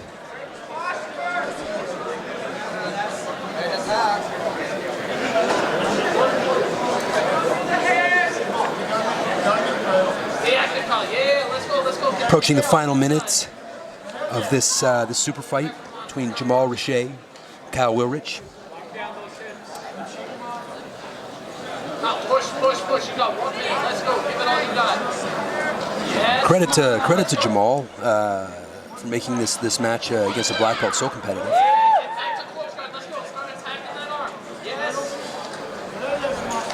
You see Jamaal's wrestling background also favoring him in athleticism. Yeah. This longer match, he doesn't seem any less fresh than he was at the start, although he may want to move on to something other than that ankle lock.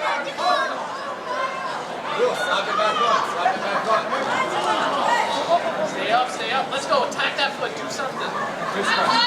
Final 20 seconds. Short time decisions. Let's see if we can maybe catch a sub on the way out the door. Kyle looking to attack that knee bar again. Oh.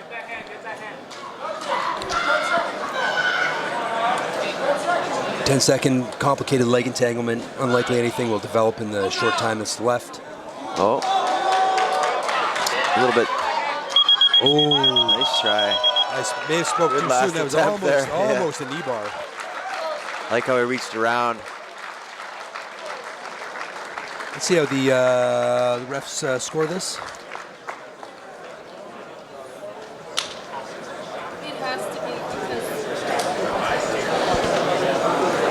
And now, ladies and gentlemen, your winner by referee decision, fighting out of the red corner, Jamaal.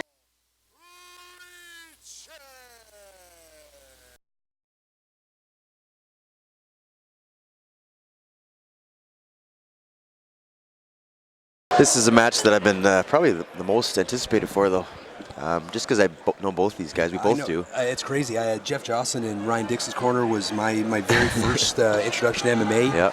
Matt McDonald and Mike Watts, as we said, trains with us. Mike and Ryan have both trained with us at Bellum. Yeah. That's why I was so interested to see this one go down. Really interesting stuff going on here. Oh. Eye poke right off the. Not how we want to start this one off. Three seconds in for an eye poke. Mikey looks like he's shaking it off, and he's back at it. So Ryan Dickson, a black belt under Jeff Jocelyn. Mike Malott, brown belt. Mike, Canadian kid that has moved down to Sacramento. Team Alpha Male. Yeah, he's actually established himself as a coach out there now. Seen him in the corner of Cody Garbrandt. Cody and Uriah. Yeah. A whole bunch of guys out there. That's right, yeah. Yeah, he's doing very well. We've got a couple of really experienced martial artists on the stage right now. Fighters, jiu-jitsu players. I like this because these guys are both phenomenal grapplers, but they're both, either former MMA fighter, so I like to see that and see how it kind of plays out. Scrappier, right? It's yeah. tougher. See both guys a little bit more willing to engage in wrestling.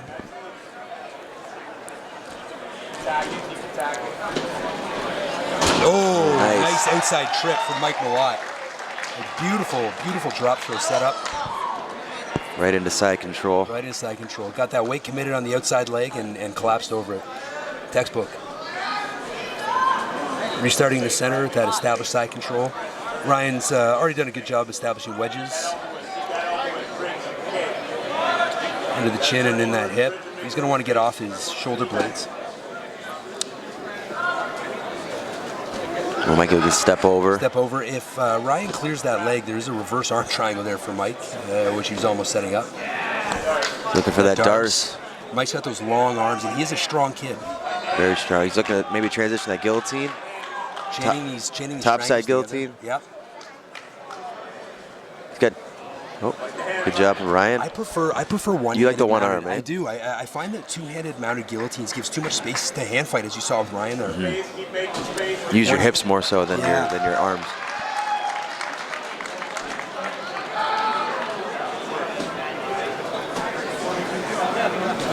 Another sort of a steamer lock. We've seen that show up quite a bit tonight. That's a fairly exotic submission, and I think I've seen at least 4 or 5 attempts tonight alone, which is kind of cool to see how the sport is evolving. Nice pass by Malott. He's looking to control that chin. You can tell it's an old wrestling move right there. Good basic principle of wrestling. But Ryan does a good job to get back to his feet.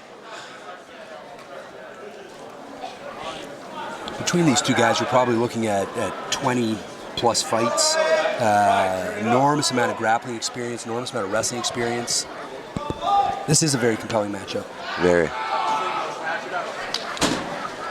There's that, tried that drop throw again, maybe telegraphed it a bit. Ryan's able to get his weight off that foot. Ryan's looking for that head and arm. See if he looks to maybe snap down or use it as a throw. Yeah, he shouldn't. Ryan should be pulling in this position, not pushing. That front headlock, if you push, it actually loads your opponent up a little. 5 minutes remaining. More wrestling heavy bout than we've seen from most of our other matches this evening. Definitely not complaining. No, I like this. I like this. Physical match. And having trained with both of these guys, they're both strong guys. They're both difficult to deal with physically, and on top of that are also very good grapplers. It's crazy to think Mike used to fight at 145. Yeah. Oh my God. Yeah, he walks around about 185, 190 now. So you get that man weight. Ryan. Nice try. Ryan. Ryan's playing way outside on his wrestling. I don't like how he's diving at the hips, and that Uchimata was a little bit close to the knee, where I prefer to see it at the hip. At the hip, yeah. Mike being a little bit more patient, but seems to commit to more relevant choices. Aggressive head control, aggressive head position. You guys might have a couple of scrapes and bruises tomorrow on the face. MMA fighters not afraid of that though. And both guys very ugly. Just hideous. Can't wait till they see this tomorrow on BJJ Fanatics. I told Mike I was going to make fun of him on here anyway. So nice, very nice, really beautiful. Nice sequence from Mike. You know, entered the single at the knee and was able to elevate it. Was not able to establish any control, but good scramble up from Ryan. Yeah, great athlete. Again, Ryan. Oh, nice. Ryan not doing not committing on that. No. Those shots. And against a competitor like Mike, you know, you're better off to be patient than you are to dive at Like you seen that, stuffed it, and just used his force against him. Ended up on his back. Now he's in full guard. Of course, that can lead to guillotines and back takes with those outside shots. Mike's looking to pass here, controlling those legs. Nice athletic pass. Yeah. It's kind of almost a knee cut kind of. No-gi baseball slide through. Yep. It's cool. Again, looking to attack that left arm. Again, Ryan doing a good job maintaining angles that take those arms away. Back to this north-south position we talked about tonight.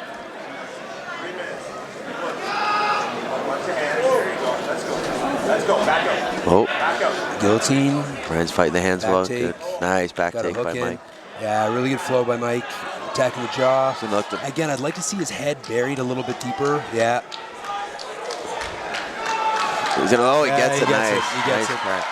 Ryan buried the jaw, but when that lock gets gripped in, it's tap, snap, or nap, as they say. Great performance by both athletes.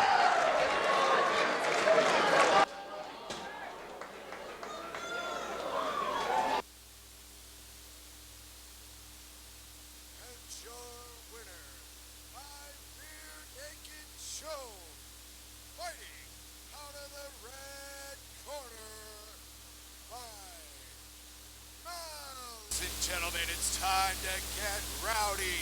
This is your co-main event of the evening. Our first fighter, he's fighting out of the red corner, representing Niagara, BJJ, Scott Jutro.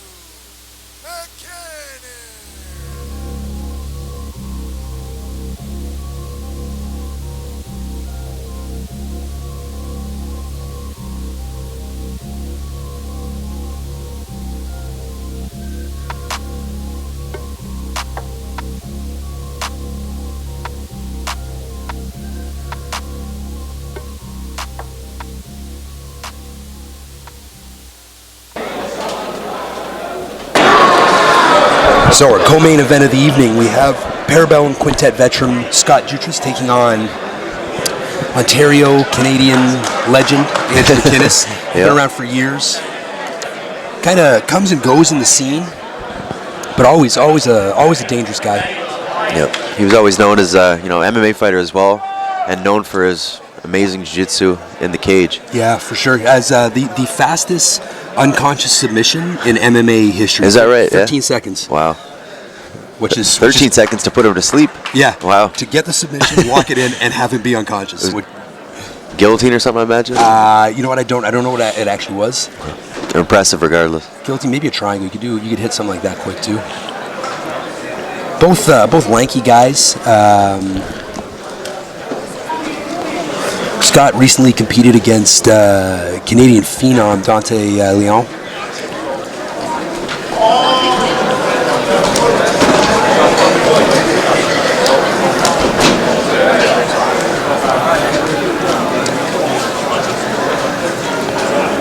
Both guys very flexible.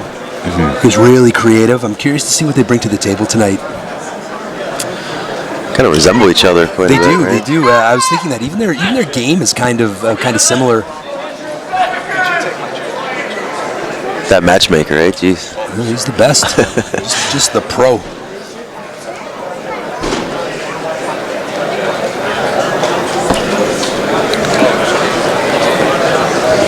Scott looking to come up, maybe get a sweep out of this. Nope, McInnes puts him back down.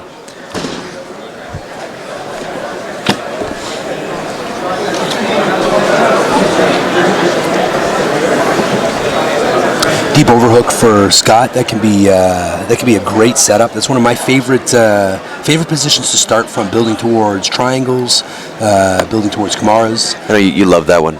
Guys put their hands on the mat, you get the overhook, and then you start working from there. That's a trigger position to attack for me.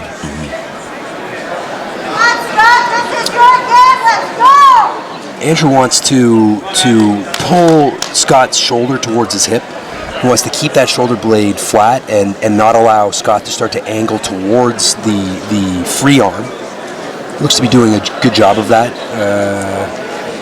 Scott, nice transition to, this is called the double bag. rubber guard. In lieu of controlling the hip, he's elected to control both legs. Starting to frame up into New York.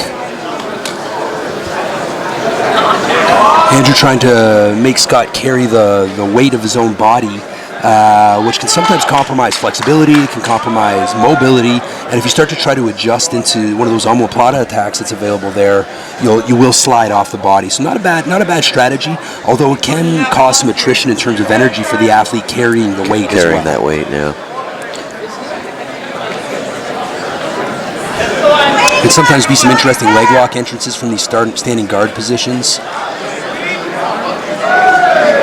Scott, affiliate of Cicero, Costha, and Action Reaction, the team will be seeing taking on Tristar in the final, and using a very similar guard underhook attack to sweep and threaten that position. You can see the impact of the coaching from those teams.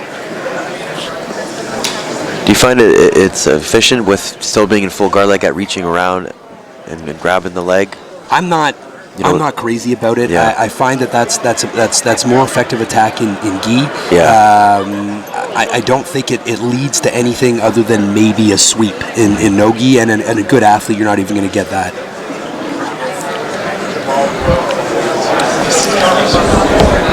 Coming back to that rubber guard position.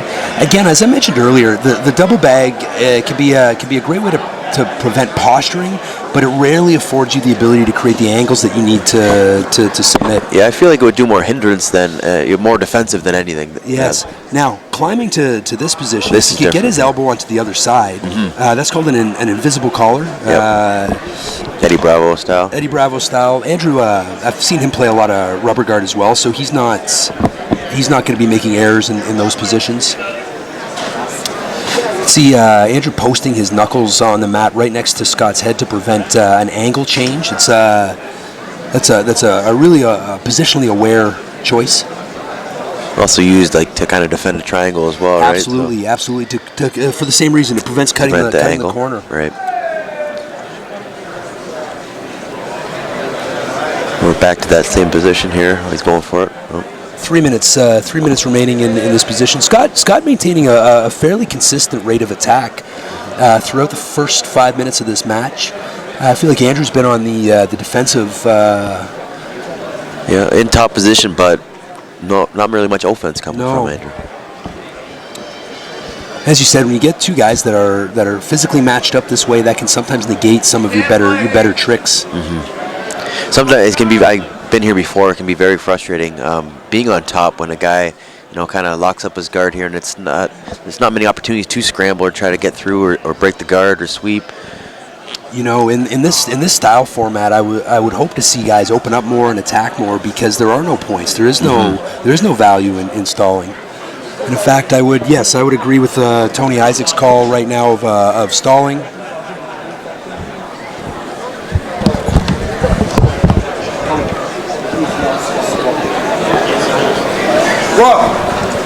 Off your phone.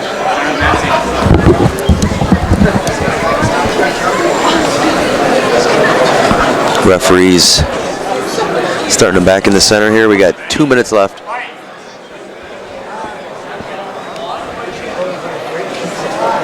Two minutes remaining.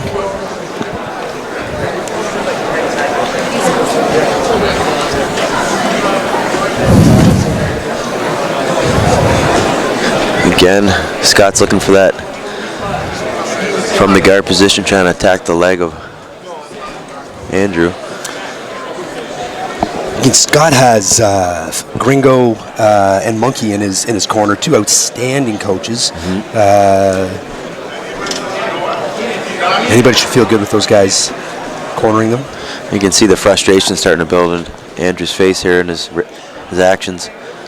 You can see how flexible he is too. Wow, look at that. Yeah, crazy. And even the willingness to put the leg in that position where your opponent's weight can start to drop on it, which Scott's doing right now, and not be concerned, is look at this. He knows he's flexible. Wow, that's some creative entrances. Hurting me just watching this. Some of these jiu-jitsu guys, though, they play through these positions so consistently. They know the mechanics of their own body, and it's not You and I might lose our ACLs, but they're fine. Yep. We got 45 seconds here.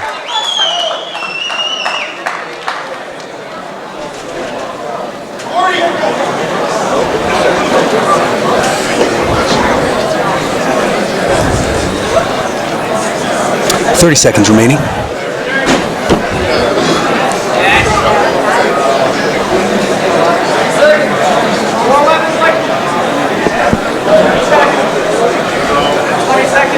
You might see Andrew just kind of go for broke here and go for something. Just to score some points with the judges, even just to give those credible submission attempts. Last 10 seconds, if we catch something in the last 10.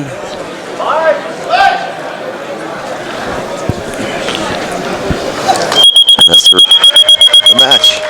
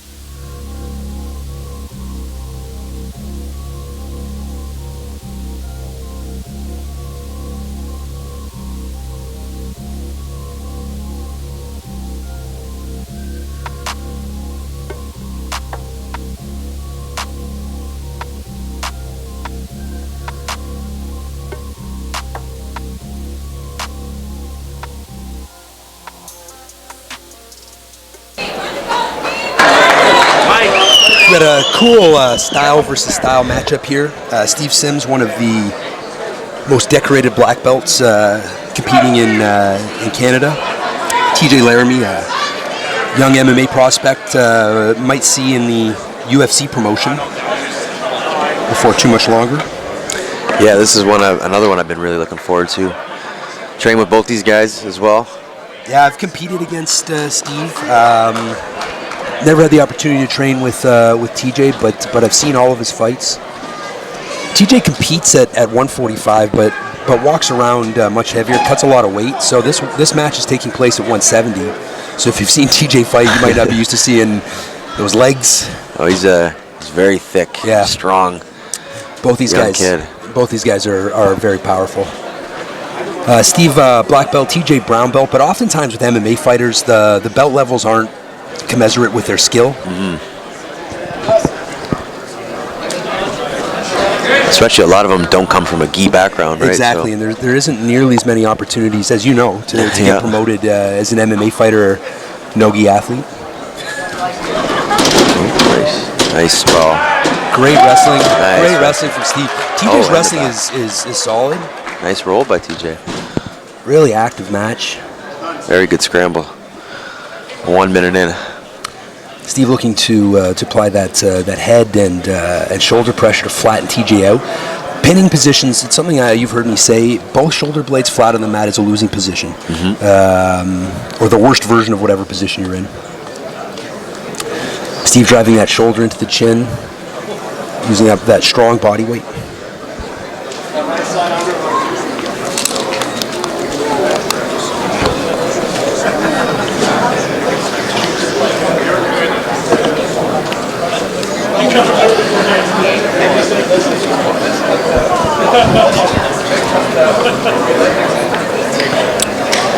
Not allowing TJ any room to move here, any room to improve position. TJ in that half guard looking to.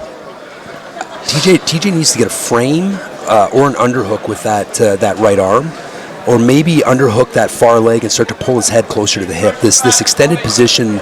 He's kind of caught in the middle right now. Yeah, either option would be there. Yeah, you can see him starting to work for that underhook. Steve doing a really good job kind of floating between the two controls and preventing TJ from either underhooking or getting that leg and pulling his head closer to the knee.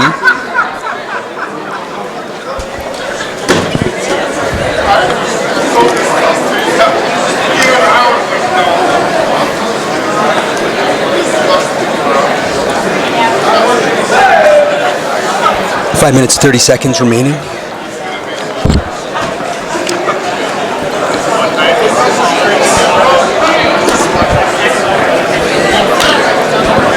Give a shout out to one of our favorite sponsors, Skintricate Tattoos. I've got some of their work on me. So is my dad, so are my business partners. They are great artists and very okay people. Elevate his leg. Knock down, elevate. TJ's calling for a lockdown.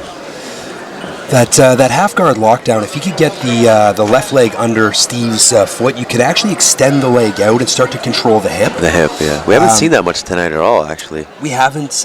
Most of the half guard tonight has been an open half guard. As we were talking earlier about Eddie Cummins' variation. Steve forcing past that guard. Yeah. TJ looking to pick his spots here, when to frame out, try to create some space, look to turn his hips towards Sims. Steve has that old school jiu-jitsu mentality where he's going to crush you and break you and submit you when you quit. Although with TJ, you know, he's mentally a tough kid. too. Yeah, really tough, really resilient kid. And you know, being an MMA fighter, jiu-jitsu pressure isn't as threatening. When you get punched in the face, it's a little worse. Oh, nice roll. Really nice, really nice. Steve looking to establish those hooks. Extend TJ's body. Nice scramble by TJ. Really nice reversal. Beautiful. TJ. You can see that. I'm impressed. Even when TJ's a little bit heavier, he still moves like a featherweight. Like a featherweight, yeah. Yeah.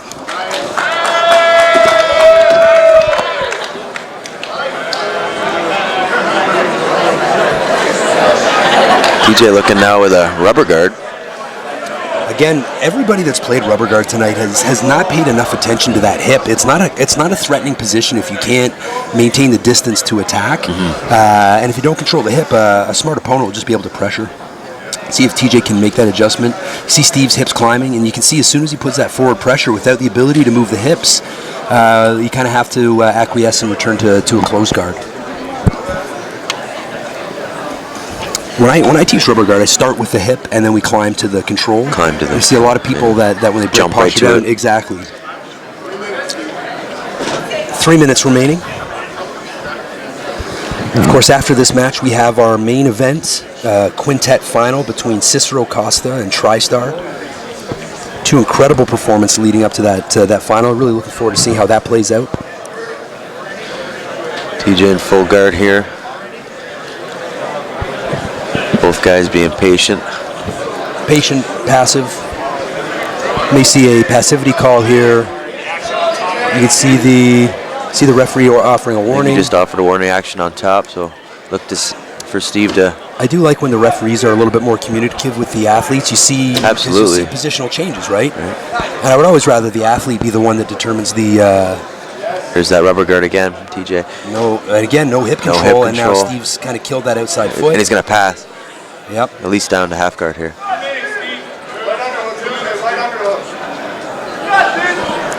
We got 2 minutes remaining. 2 minutes.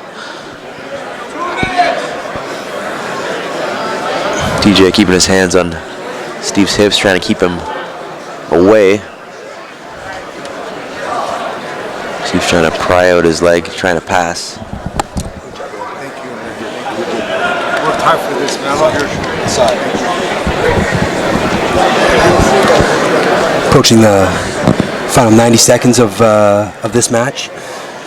Again, this is the position that his coach was talking about earlier with that lockdown. If he could slide that foot underneath, but again, Steve really aware. Good hips, changing that angle. He's almost completely past that half guard now. He's in a quarter guard here. Yep. You can see that pressure.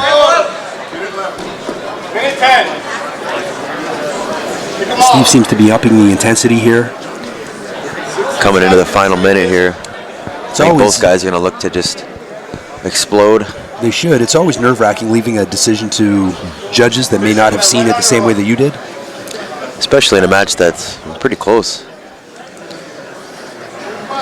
Nobody's been really threatened for a submission here at all. It's been a very positional game.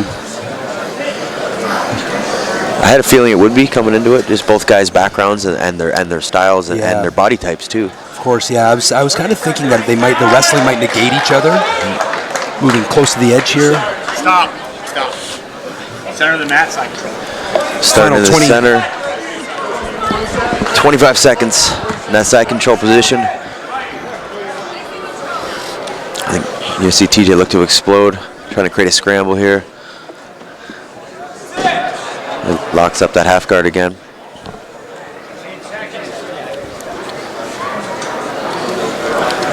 So, these guys again, 5-minute intermission. Steve looking to go to the full mount. And that's the match.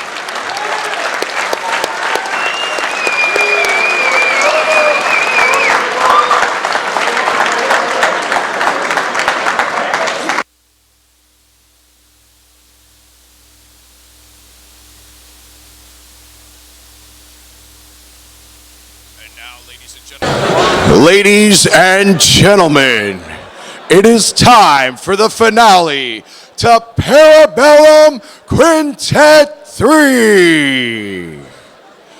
Our first team to compete, please make some noise for Team Cicero Costha.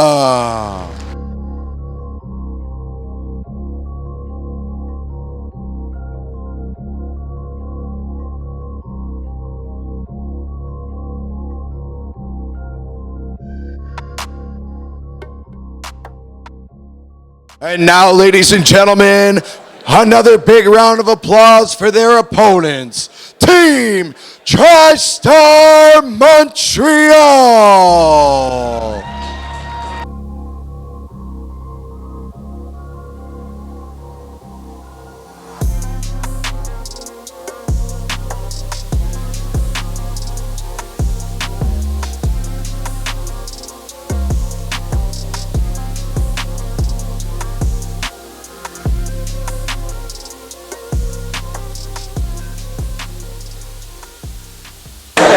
All right, welcome back, folks. We have our main event team championship between Cicero Costha and Tristar Montreal.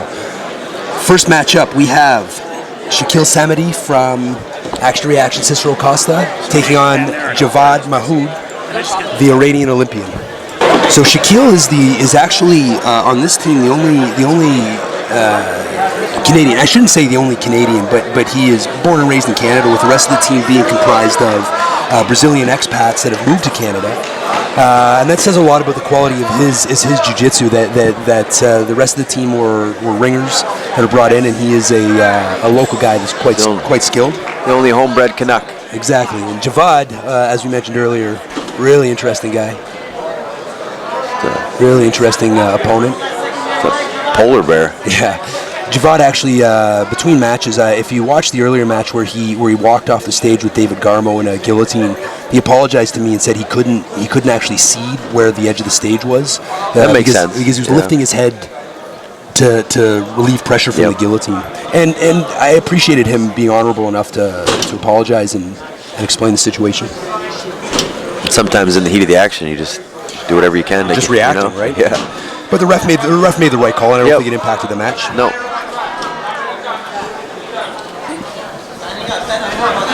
Shaquille coming back to that same position we've seen from Cicero Costha a great deal, that closed guard with the outside underhook.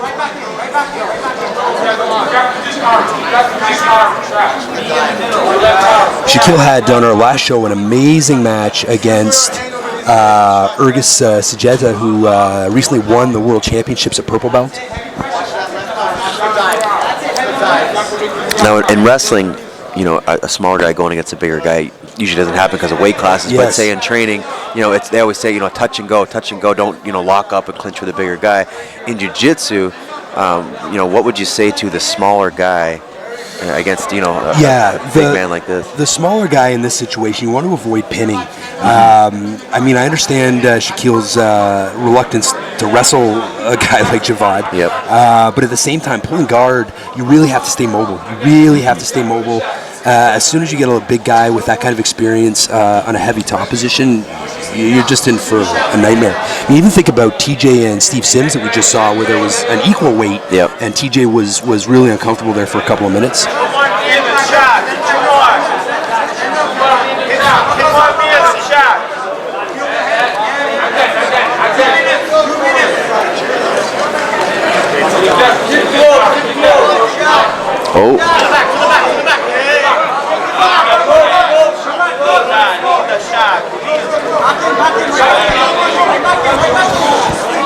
And this match is 4 minutes because of the... Shaquille electing for the 4 minutes length of match, giving up over 44 pounds of weight. And as we said earlier, if the smaller athlete elects for the 8-minute match, they may be trying to submit, and the 4-minute match, the strategy may be to just take him out with you, to survive and eliminate a dangerous opponent. Again, this is where that strategy, the quintet, comes into play. One of my favorite things about the format, it becomes a genuine chess game with different pieces and different ways to play them. Kind of might have to sacrifice a pawn to take a rook out. Exactly. And from a coaching standpoint, this is something I find fascinating. Just the intellectual exercise of it is really exciting. See the entire Tristar team, the entire Cicero Costha team, crowding the corners, encouraging their teammates. Last minute of action here. Shaquille doing a really good job staying mobile and offering credible threats on the big man, and not just playing for a stall or a drop. Again, here's that same position we talked about. Now he's switching off differently here. Oh, nice sweep from it. He's still on the bottom. 30 seconds left.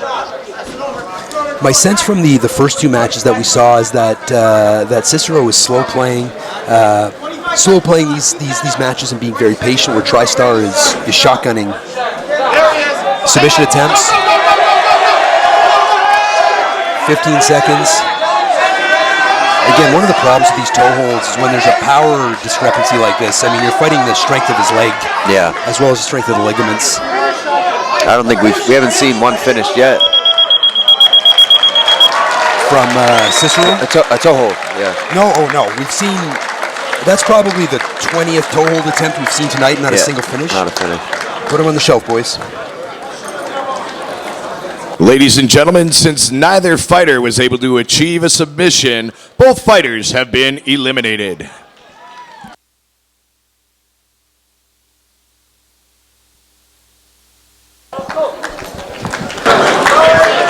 Zahabi taking the stage for Tristar against Fausto Godoy for Cicero Costha.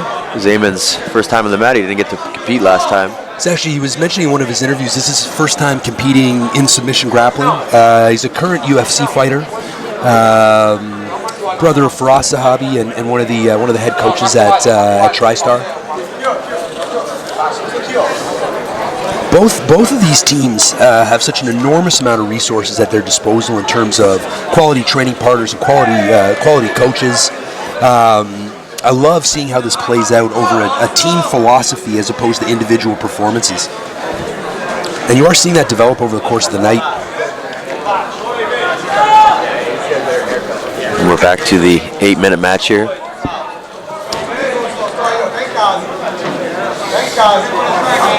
This actually may be close to that 40-pound difference. I know it's got to be close, is 210. And Eamon fights at 135 in the UFC. So depending what he walks around at, he may have elected for the longer match. If he thinks he has a chance of catching Fausto. And maybe getting him fatigued and take him to deep waters. Especially because this is Eamon's first match tonight. He's not dealing with any kind of attrition. A little low on the leg. Same thing, looking for that toe hold. You got to be careful committing too hard to those leg locks. You may end up giving up your back. Fausto makes a good adjustment. Need your hips above the joint that you were attacking, not on it or below it. No leverage in that position. It'd be the same as attacking an armbar below the elbow. Exactly. Right? With leg locks, there can sometimes be an emotional reaction from opponents where they may overreact. So not a terrible strategy attacking it.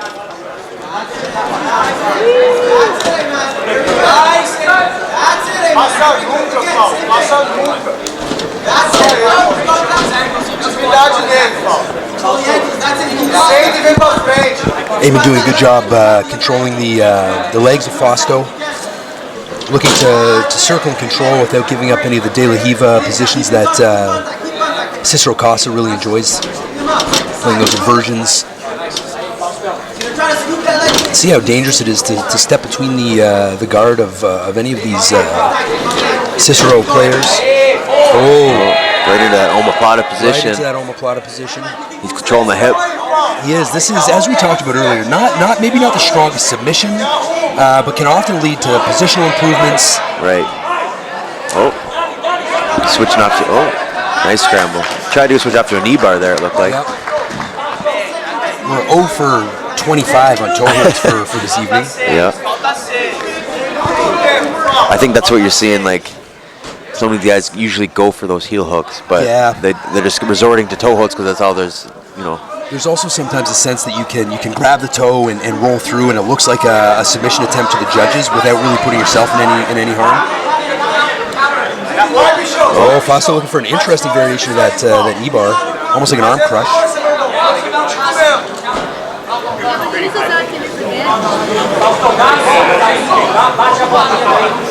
He's trying to work his way down the leg here. Yeah, getting those hips above the knee, like we talked about, is a credible place to attack.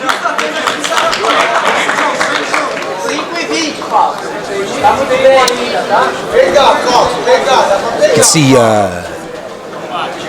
Ethan, Oliver, and Pierre in the corner yelling leg lock advice to Eamon. Eamon's focus, of course, on MMA as a UFC fighter.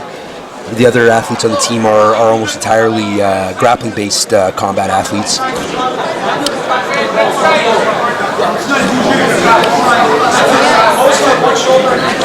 5 minutes remaining in this match. Really mobile hips from Fausto. Very. He was doing a good job of throwing him side to side and trying to create that pass, but Fausto does a good job of bringing his legs back inside. Yeah, anytime that Eamon actually does commit to trying to step around the legs, he ends up in a leg entanglement or that omoplata, where you can see that Fausto may be setting traps with how his hips are moving. Yeah, right there. Yeah, he's got really solid three-dimensional movement, inverting as well as pivoting side to side. Really good hip movement. You can see why Fausto is the number 2 rated brown belt in the world at his weight. Nice knee cut pass from Eamon. Very nice. Nice back take. Excellent job. Oh, and Fausto, those high level guys, man, they know exactly what's coming next. He did a great job getting those elbows in his hips, clearing the hooks and getting to a neutral position. Just under 4 minutes left here.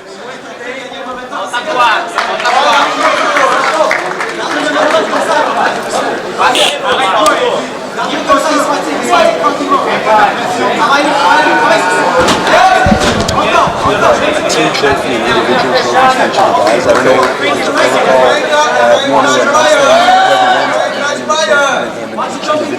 Okay. I'll ask after. Back into a wrestling position. And the size difference between the two men is more prevalent when you see them on their feet. Yeah, you can definitely. Fausto Eamon being the much smaller man. Yeah, Fausto not engaging at all in the wrestling though, electing to pull guard. Yeah. Even if you are a guard player, it can sometimes benefit you to work your opponent in wrestling, make them tire themselves out, make them carry your weight, and then start to put them in positions where you can threaten submissions.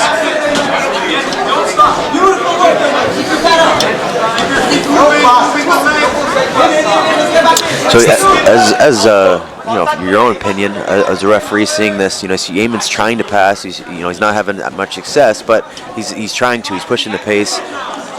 Whereas Fausto's on his back. If this went to a decision, who's the judges going to look to?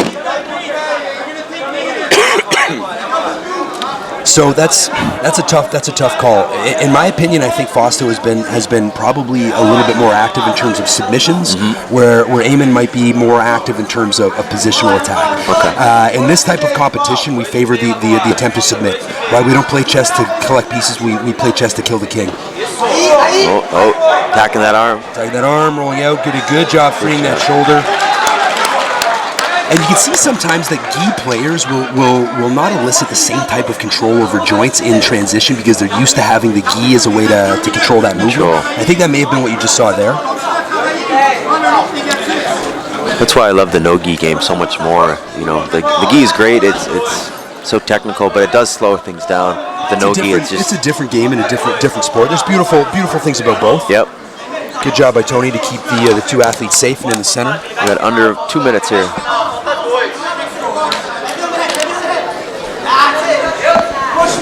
Bora, moleque.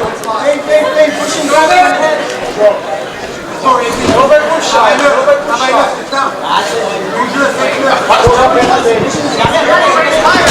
Nice shot by Eamon, wow. Very nice single leg. Fausto, though, with I think it's his hip and leg flexibility that allows him to move so fluidly into these positions. Yeah. Less than 90 seconds left on the clock.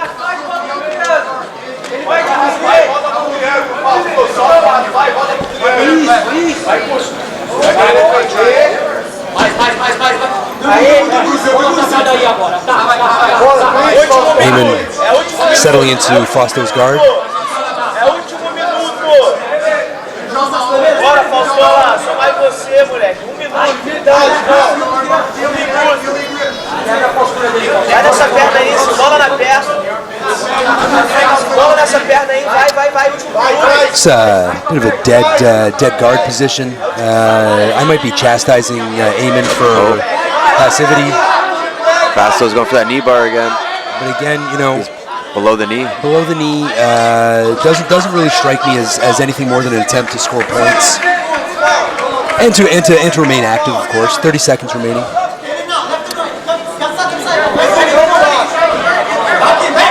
See Eamon gesturing to Fausto.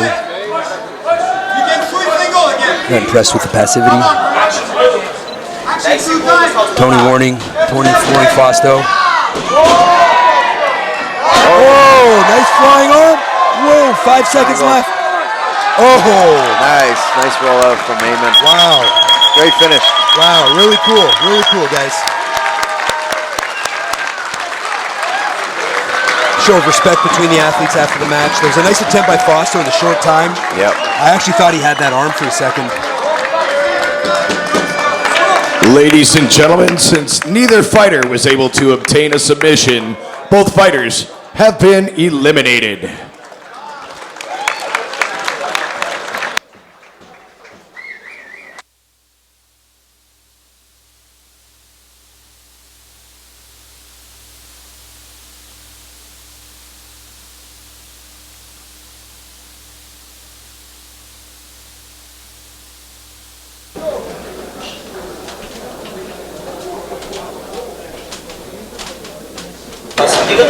All right, up next we have Oliver Taza, Ethan Krellenston versus Fabricio Barbarati.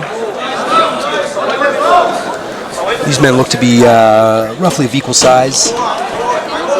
Fabricio a black belt, Ethan a brown belt. Fabricio threatening some leg entanglements. Ethan replying in turn.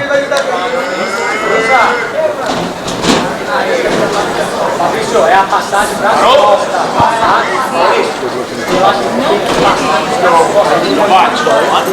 Não tá com o braço, não tá com a barra.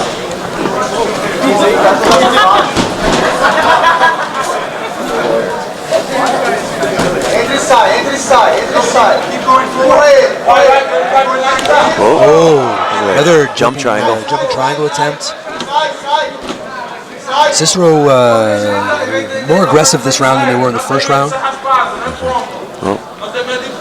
Made it to the finale now. Let it all out. Time to open up the throttle a little bit.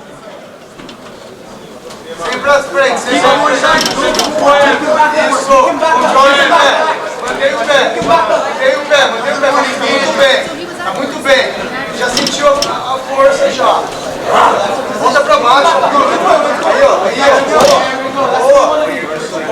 Tá em casa agora. Isso. Vai amarrando ele. Trying to reap over that hip, but Ethan has his knee. Oh, now again, going for that knee bar. Looked like he was in the right position for a second there. Yeah, but Ethan made a good adjustment with the hip. But again, as I said, these both of these teams very familiar with leg locks.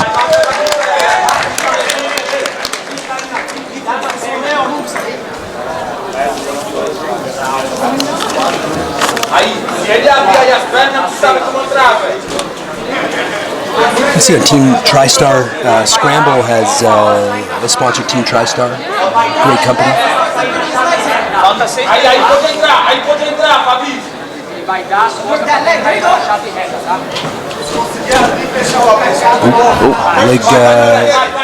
Leg triangle on the outside for Fabricio. Still looking to find some of those isolations, those toe holds. Nice roll. Oh. Very nice, very nice. Again, whenever you see those types of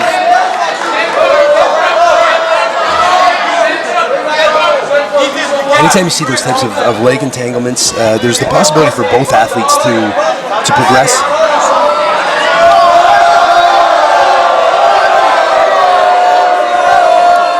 Referee Tony Isaacs electing to start the athletes back standing since he didn't feel that a solid position had been established.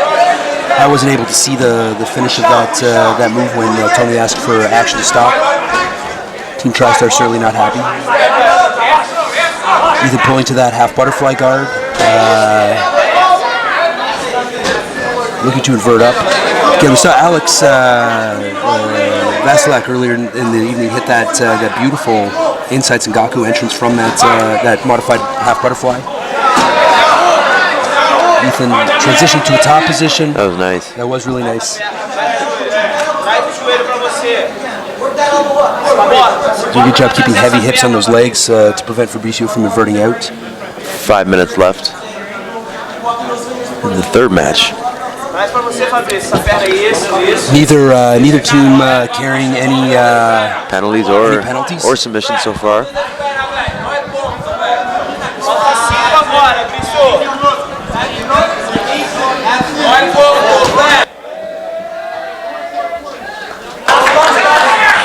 Ethan settling into mount.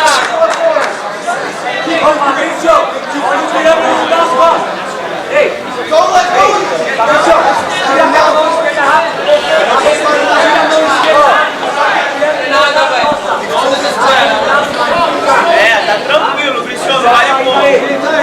Tá tranquilo,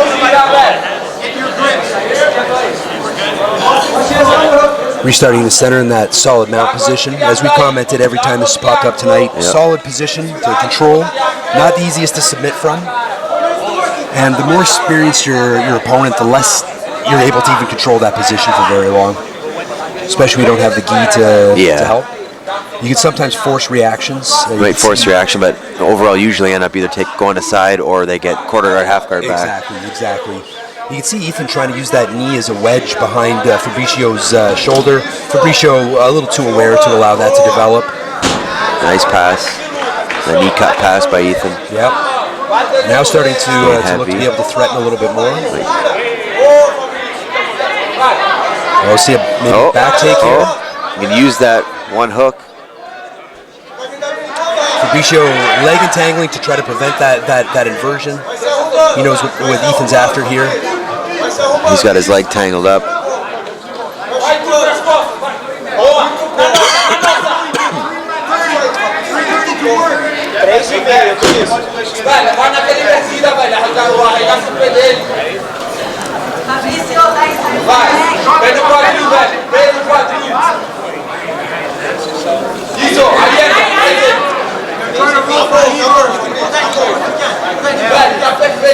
Is there a back step maybe into that knee bar? We got about 3 minutes left in this round. Sort of a half 50-50 position. It's really here. kind of funky position to be in. Sometimes end up in these positions in jiu-jitsu that you've never seen before, and you have to use your knowledge base and creative problem solving to figure it out. Looking to unlock that body triangle or that leg triangle. Tony Isaac's warning Fabricio that just locking that triangle and holding it is stalling. Yep. You can see he's coming back to it, not trying to progress. You can see Tony starting to think about this penalty. Fabricio starting to move now, maybe offer a credible threat. 2.5 minutes left.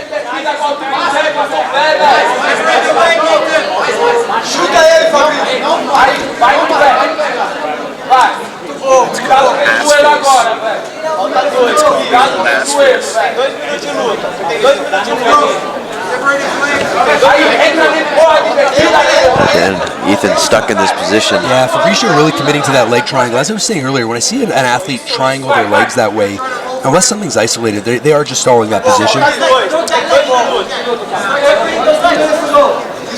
Trying to attack that straight ankle lock, but does not have a good angle on it. No.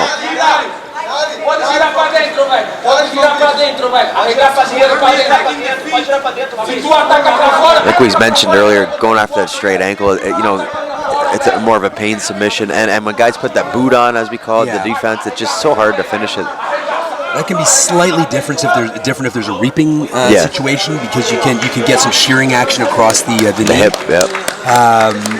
But certainly won't see that in any kind of straight ankle lock. Under 90 seconds now. Back to this 50-50.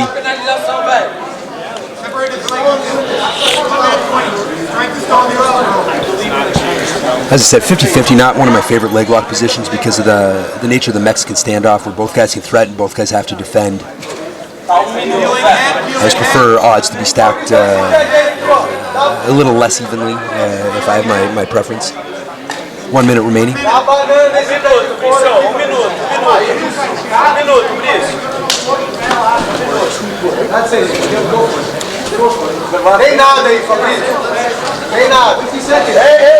Neither of these athletes really attacking toe holds, but kind of using that position to clear legs.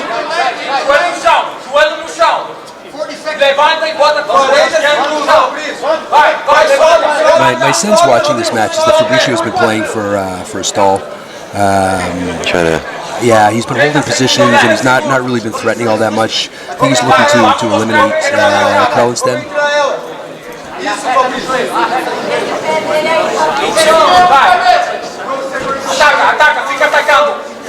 15 seconds.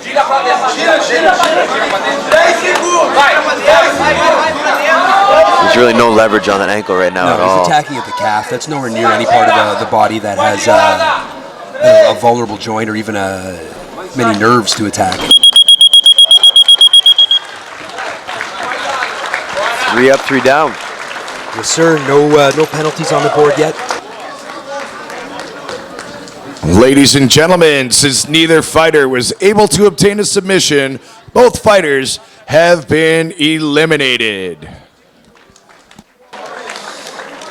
Up next, again, a fairly evenly matched bout between Pedro Veras and Oliver Taza. Pedro Veras representing Cicero Costha's team. Oliver Taza, of course, representing Tristar. Both these athletes had good performances in their opening round. Oliver got a couple submissions, submitting two opponents, and then fighting to a draw with the third. All in, almost taking out 20 plus minutes of continuous grappling. So I have to see if that type of early output in the night impacts them in this match. Of course, all these athletes in phenomenal shape, world-class competitors.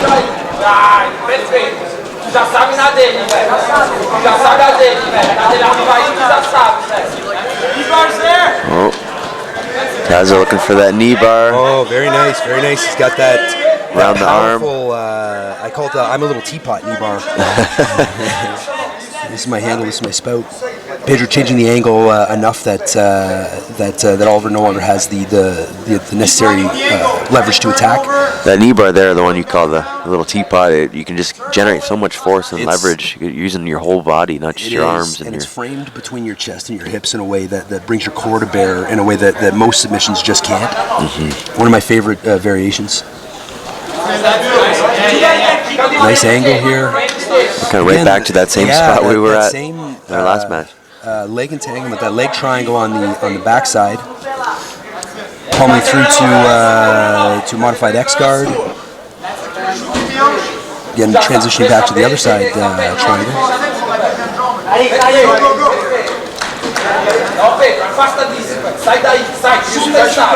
Oliver aggressively attacking for the past minute. Pedro been on his back foot, just reacting. Pedro locking up an ankle, looking to threaten. Again, you can see Oliver has a length advantage over Pedro, which can make those types of ankle locks difficult. Oliver getting body weight on that foot, protecting the inside of the hip from that ashy. Pedro's grip a little high on that calf. Yeah. I would have liked to see Pedro look to control the inside of Oliver's other knee. He may have been able to come up with something out of that, but the single leg control just doesn't elicit enough leverage. 6 minutes remaining.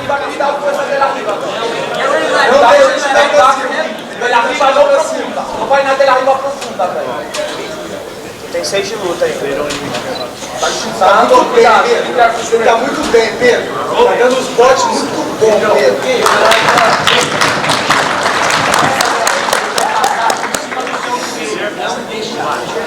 Não deixa essa dele arriba muito profunda, deixa ela meia solta, velho. Essa dele arriba tá perfeita, tá perfeita. Tem nada, tá dando os botes loucos. Solta. And coming back to that same leg antagonist that we've seen. You can see Oliver protecting the inside of his hip with his elbow to prevent that ashy position and giving up the hip control. It can sometimes lead to an esteema lock as well if your opponent's over-aggressive about feeding that foot through. Taz are taking some deep breaths. Again, as we said, he's now approaching almost 30 minutes of grappling this evening. Sure to take a toll on any athlete, especially with a high anxiety. Yeah, in the gym you could do that all day, but when it's live competition in front of people, and this it's a is different even story. individual. You've got your teammates cheering you on. Yep. It's hard to manage emotion and output. Yeah, it's not just the pressure on yourself. You got your pressure of your team. You don't want to let down as well. Got to comment again on how great these under the gi rash guards look. Really phenomenal job. Falta 4,5. 4,5 de luz. Tá muito bom, velho. Taz playing a heavy forward game. Most of the athletes competing against Cicero Costha tonight have played long and stayed away from that. De La Hiva game. Oliver electing to go in the opposite direction, try to flatten and pin Pedro. Control those legs, got the knee cut again. Pedro doing a great job with that flexibility. All of Cicero Costha's hips are very mobile, very flexible. It's clearly something they work and train as part of their game, and it's given them a lot of strength coming up against Tristar, a deep leg lock team. Less than 4 minutes, we're past the halfway mark in this match. So lots of time for either athlete to catch a sub.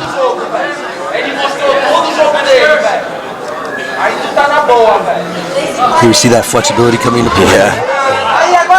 Oliver trying some creative stuff. I don't hate that. Figuring out how to get past those legs. Again, that heavy forward pressure.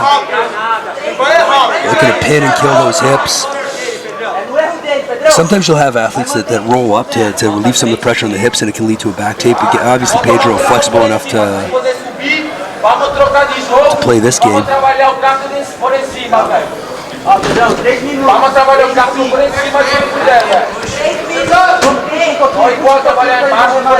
Last 3 minutes.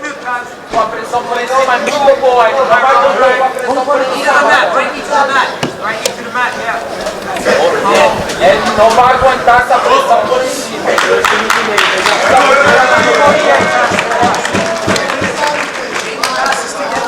Again, Taza coming in aggressively. Even before, leg locks became so popular, and John Danaher and things like that made them so popular. Before, everybody used to just attack the upper body so much. Yeah. Do you feel that now it's kind of, these grapplers here are amazing, but now that you see them, they're attacking only the legs, it looks like, for the most part. So what you see in the way jiu-jitsu's developed over the past years is an arms race where people are trying to catch up, and so people overcommit to things like leg locks, and you see it overrepresented. That'll balance out. That pendulum will swing back, and you'll see a more balanced jiu-jitsu game where people understand how to attack and defend every part of the body, not just the parts that are socially acceptable in the country that you're originally from. Knee bar entrance from Taza. Taz is certainly the more aggressive of the two athletes in this match, constantly attacking. Pedro doing a very good job playing a difficult guard game, but not really offering many credible attacks. Both men breathing hard.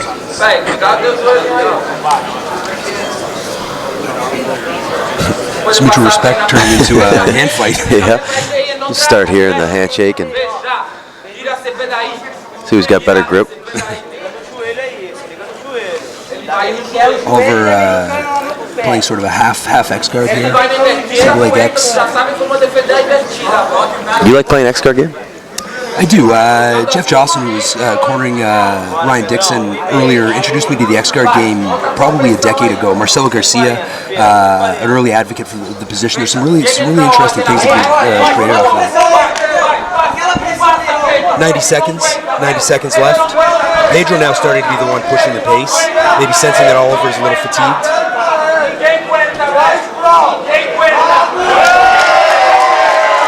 Again, the Cicero-Costha-Fins in the crowd celebrating that guard pass.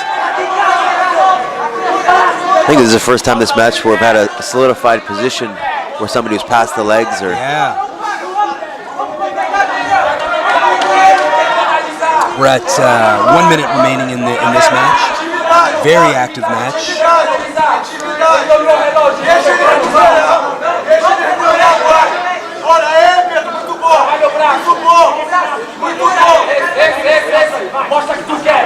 Taza perhaps the worst for wear for those 3 matches that he had in the first round.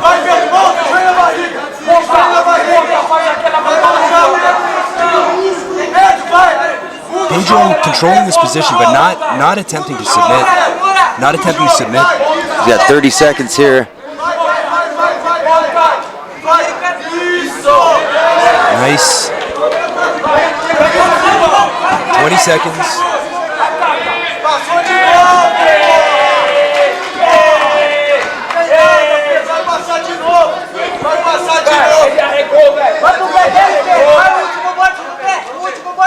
Final 5 seconds, and we can attempt something here. Going for those both ankle locks. And we have another draw.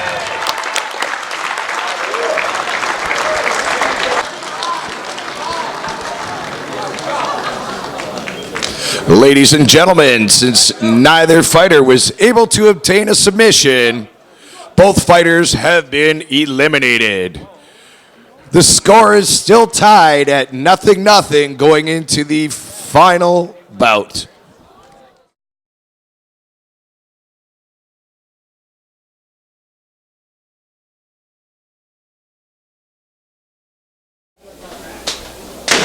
So our final 2 grapplers coming up.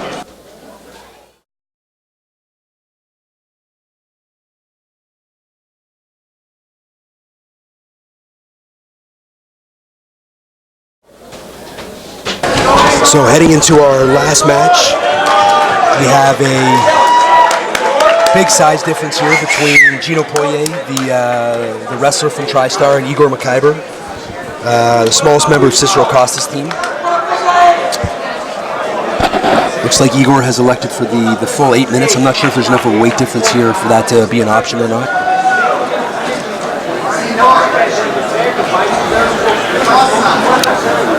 So there are no penalties on the board, and we have 4 draws. If this final match ends in a draw as well with no penalties, then the judges will elect a winner based on aggression and submission attempts Through all 5 matches. Through all 5 matches, through the competition as a whole. See the strength of Gino literally throwing Igor around.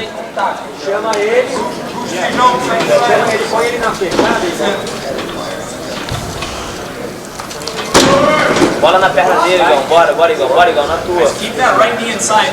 Post on your right foot. Posting on your right foot. Gino's having a really solid match against John Toth in the first round when he was caught in an armbar. Igor going to a draw against Francis Saint-Amour, avoiding a number of triangles on the way to that draw.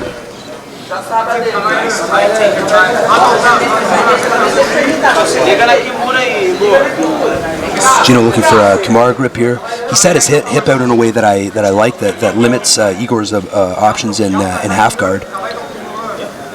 Yeah, because if he sits up, he can potentially look for that sweep. And if he looks to climb the legs, then Gino can pass. Push his legs off your leg with your knee. This is a solid threatening position. Gino looks like a strong kid as well. Not able to make anything happen from it though. Igor extracting his arm safely. Patron knee shield.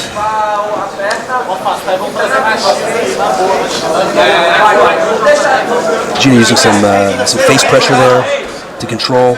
Igor swiveling his foot and to control that upside arm.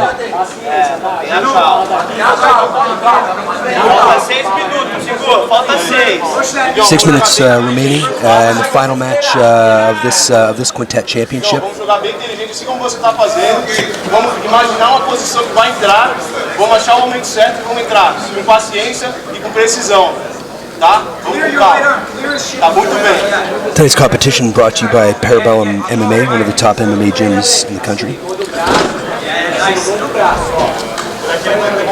Vamos com bastante calma como você está fazendo. Legs in the face, second time. Boy, looking to threaten that knee cut. Igor doing a good job with reverse de la Riva.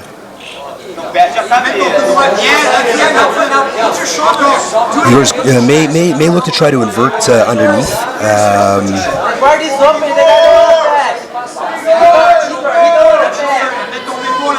Igor, a relatively new addition to Cicero Costha.Fin. Moved over from Montreal in the past 6 months, so may not have the same depth of experience with the reverse de la Riva that we saw from the rest of Cicero Costha. So that may be unfair. Gino's a big, strong wrestler, limiting movement. Less than 5 minutes remaining. Neither athlete being all that active. You may hear the referee offer some warnings, Would he warning to Gino just for being the top position, kind of holding that stagnant? It's hard to say. Both athletes here are a little bit stagnant. Gino a little cautious. A little cautious, but reacting to Tony's admonition.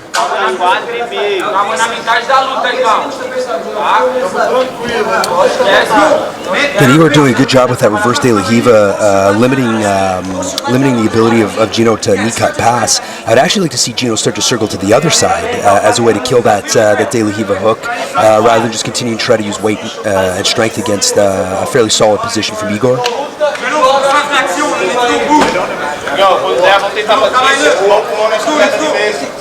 Past the halfway mark, final 4 minutes in this quintet championship. Decide who will be the team champion of the evening.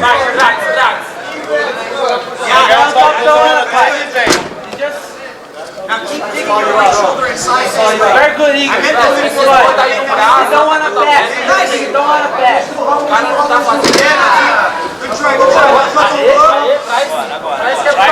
We've been playing in the same position now for about half this match. You can see Igor starting to look to dig for that leg. Now again, below the knee, not really a threatening leg position. Gino gets, you can see Tristar calling for Gino to get back to that top position.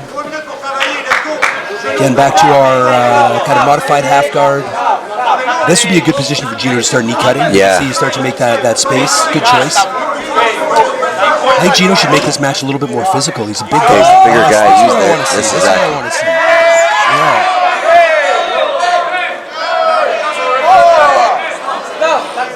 The referee was kind of already stepping in to move him as he did the back take. Let's see where he starts them.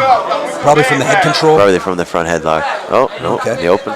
3 minutes. It's always tough to have a clean call in the middle of an action.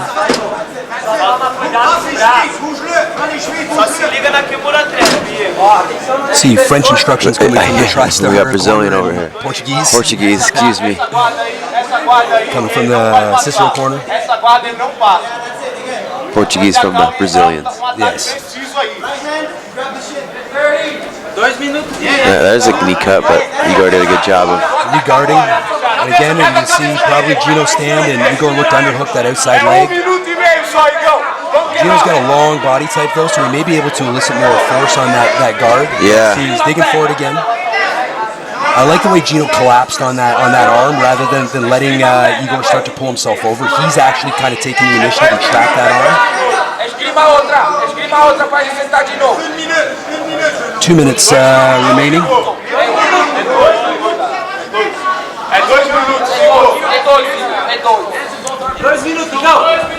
Gino actually looking at his corner and doing gestures of, this is what you want? Yeah, you can see he's a coachable athlete, but also probably the least experienced jiu-jitsu player on the team. Oliver asking for Gino to split the hips with his knee. You can see Oliver is doing that very well against Pedro to threaten that guard early in the match. Yeah. 90 seconds left. I like to see him for the knee in the butt here. Just old school, yeah. Let's attack that guard. Let's attack that guard. Old bare bones fundamentals that work, you know what I mean? Especially against a big, strong wrestler.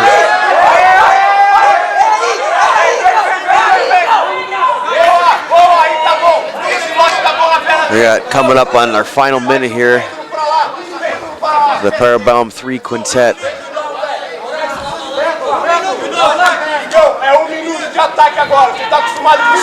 It'll be interesting if this does go to a draw. It'll be interesting to see what the judges favor, because I think Tristar has probably been more aggressive in terms of attacking submission, where Cicero has been more aggressive in terms of attacking, controlling Sweeps position. and control. My sense is in a submission-based game, the submission should take the precedence, but we'll see how this plays out. 30 seconds remaining. Igor proving me wrong and digging for this knee bar. Looking for, there's a calf crush there. Gino is going to want to straighten his leg, or at least avoid hip control. Yeah, Gino not liking that face touch. A little back and forth. Nothing wrong with a little face push. 10 seconds left. Don't think we'll see a submission here, which means we will see the judge's decision. Time running out. Let's see how this plays out with the judge.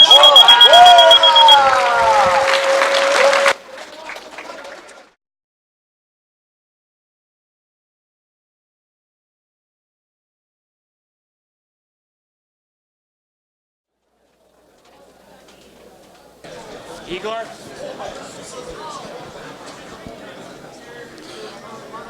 And now, ladies and gentlemen, it has come down to referee decision. The winner, Cicero Costha.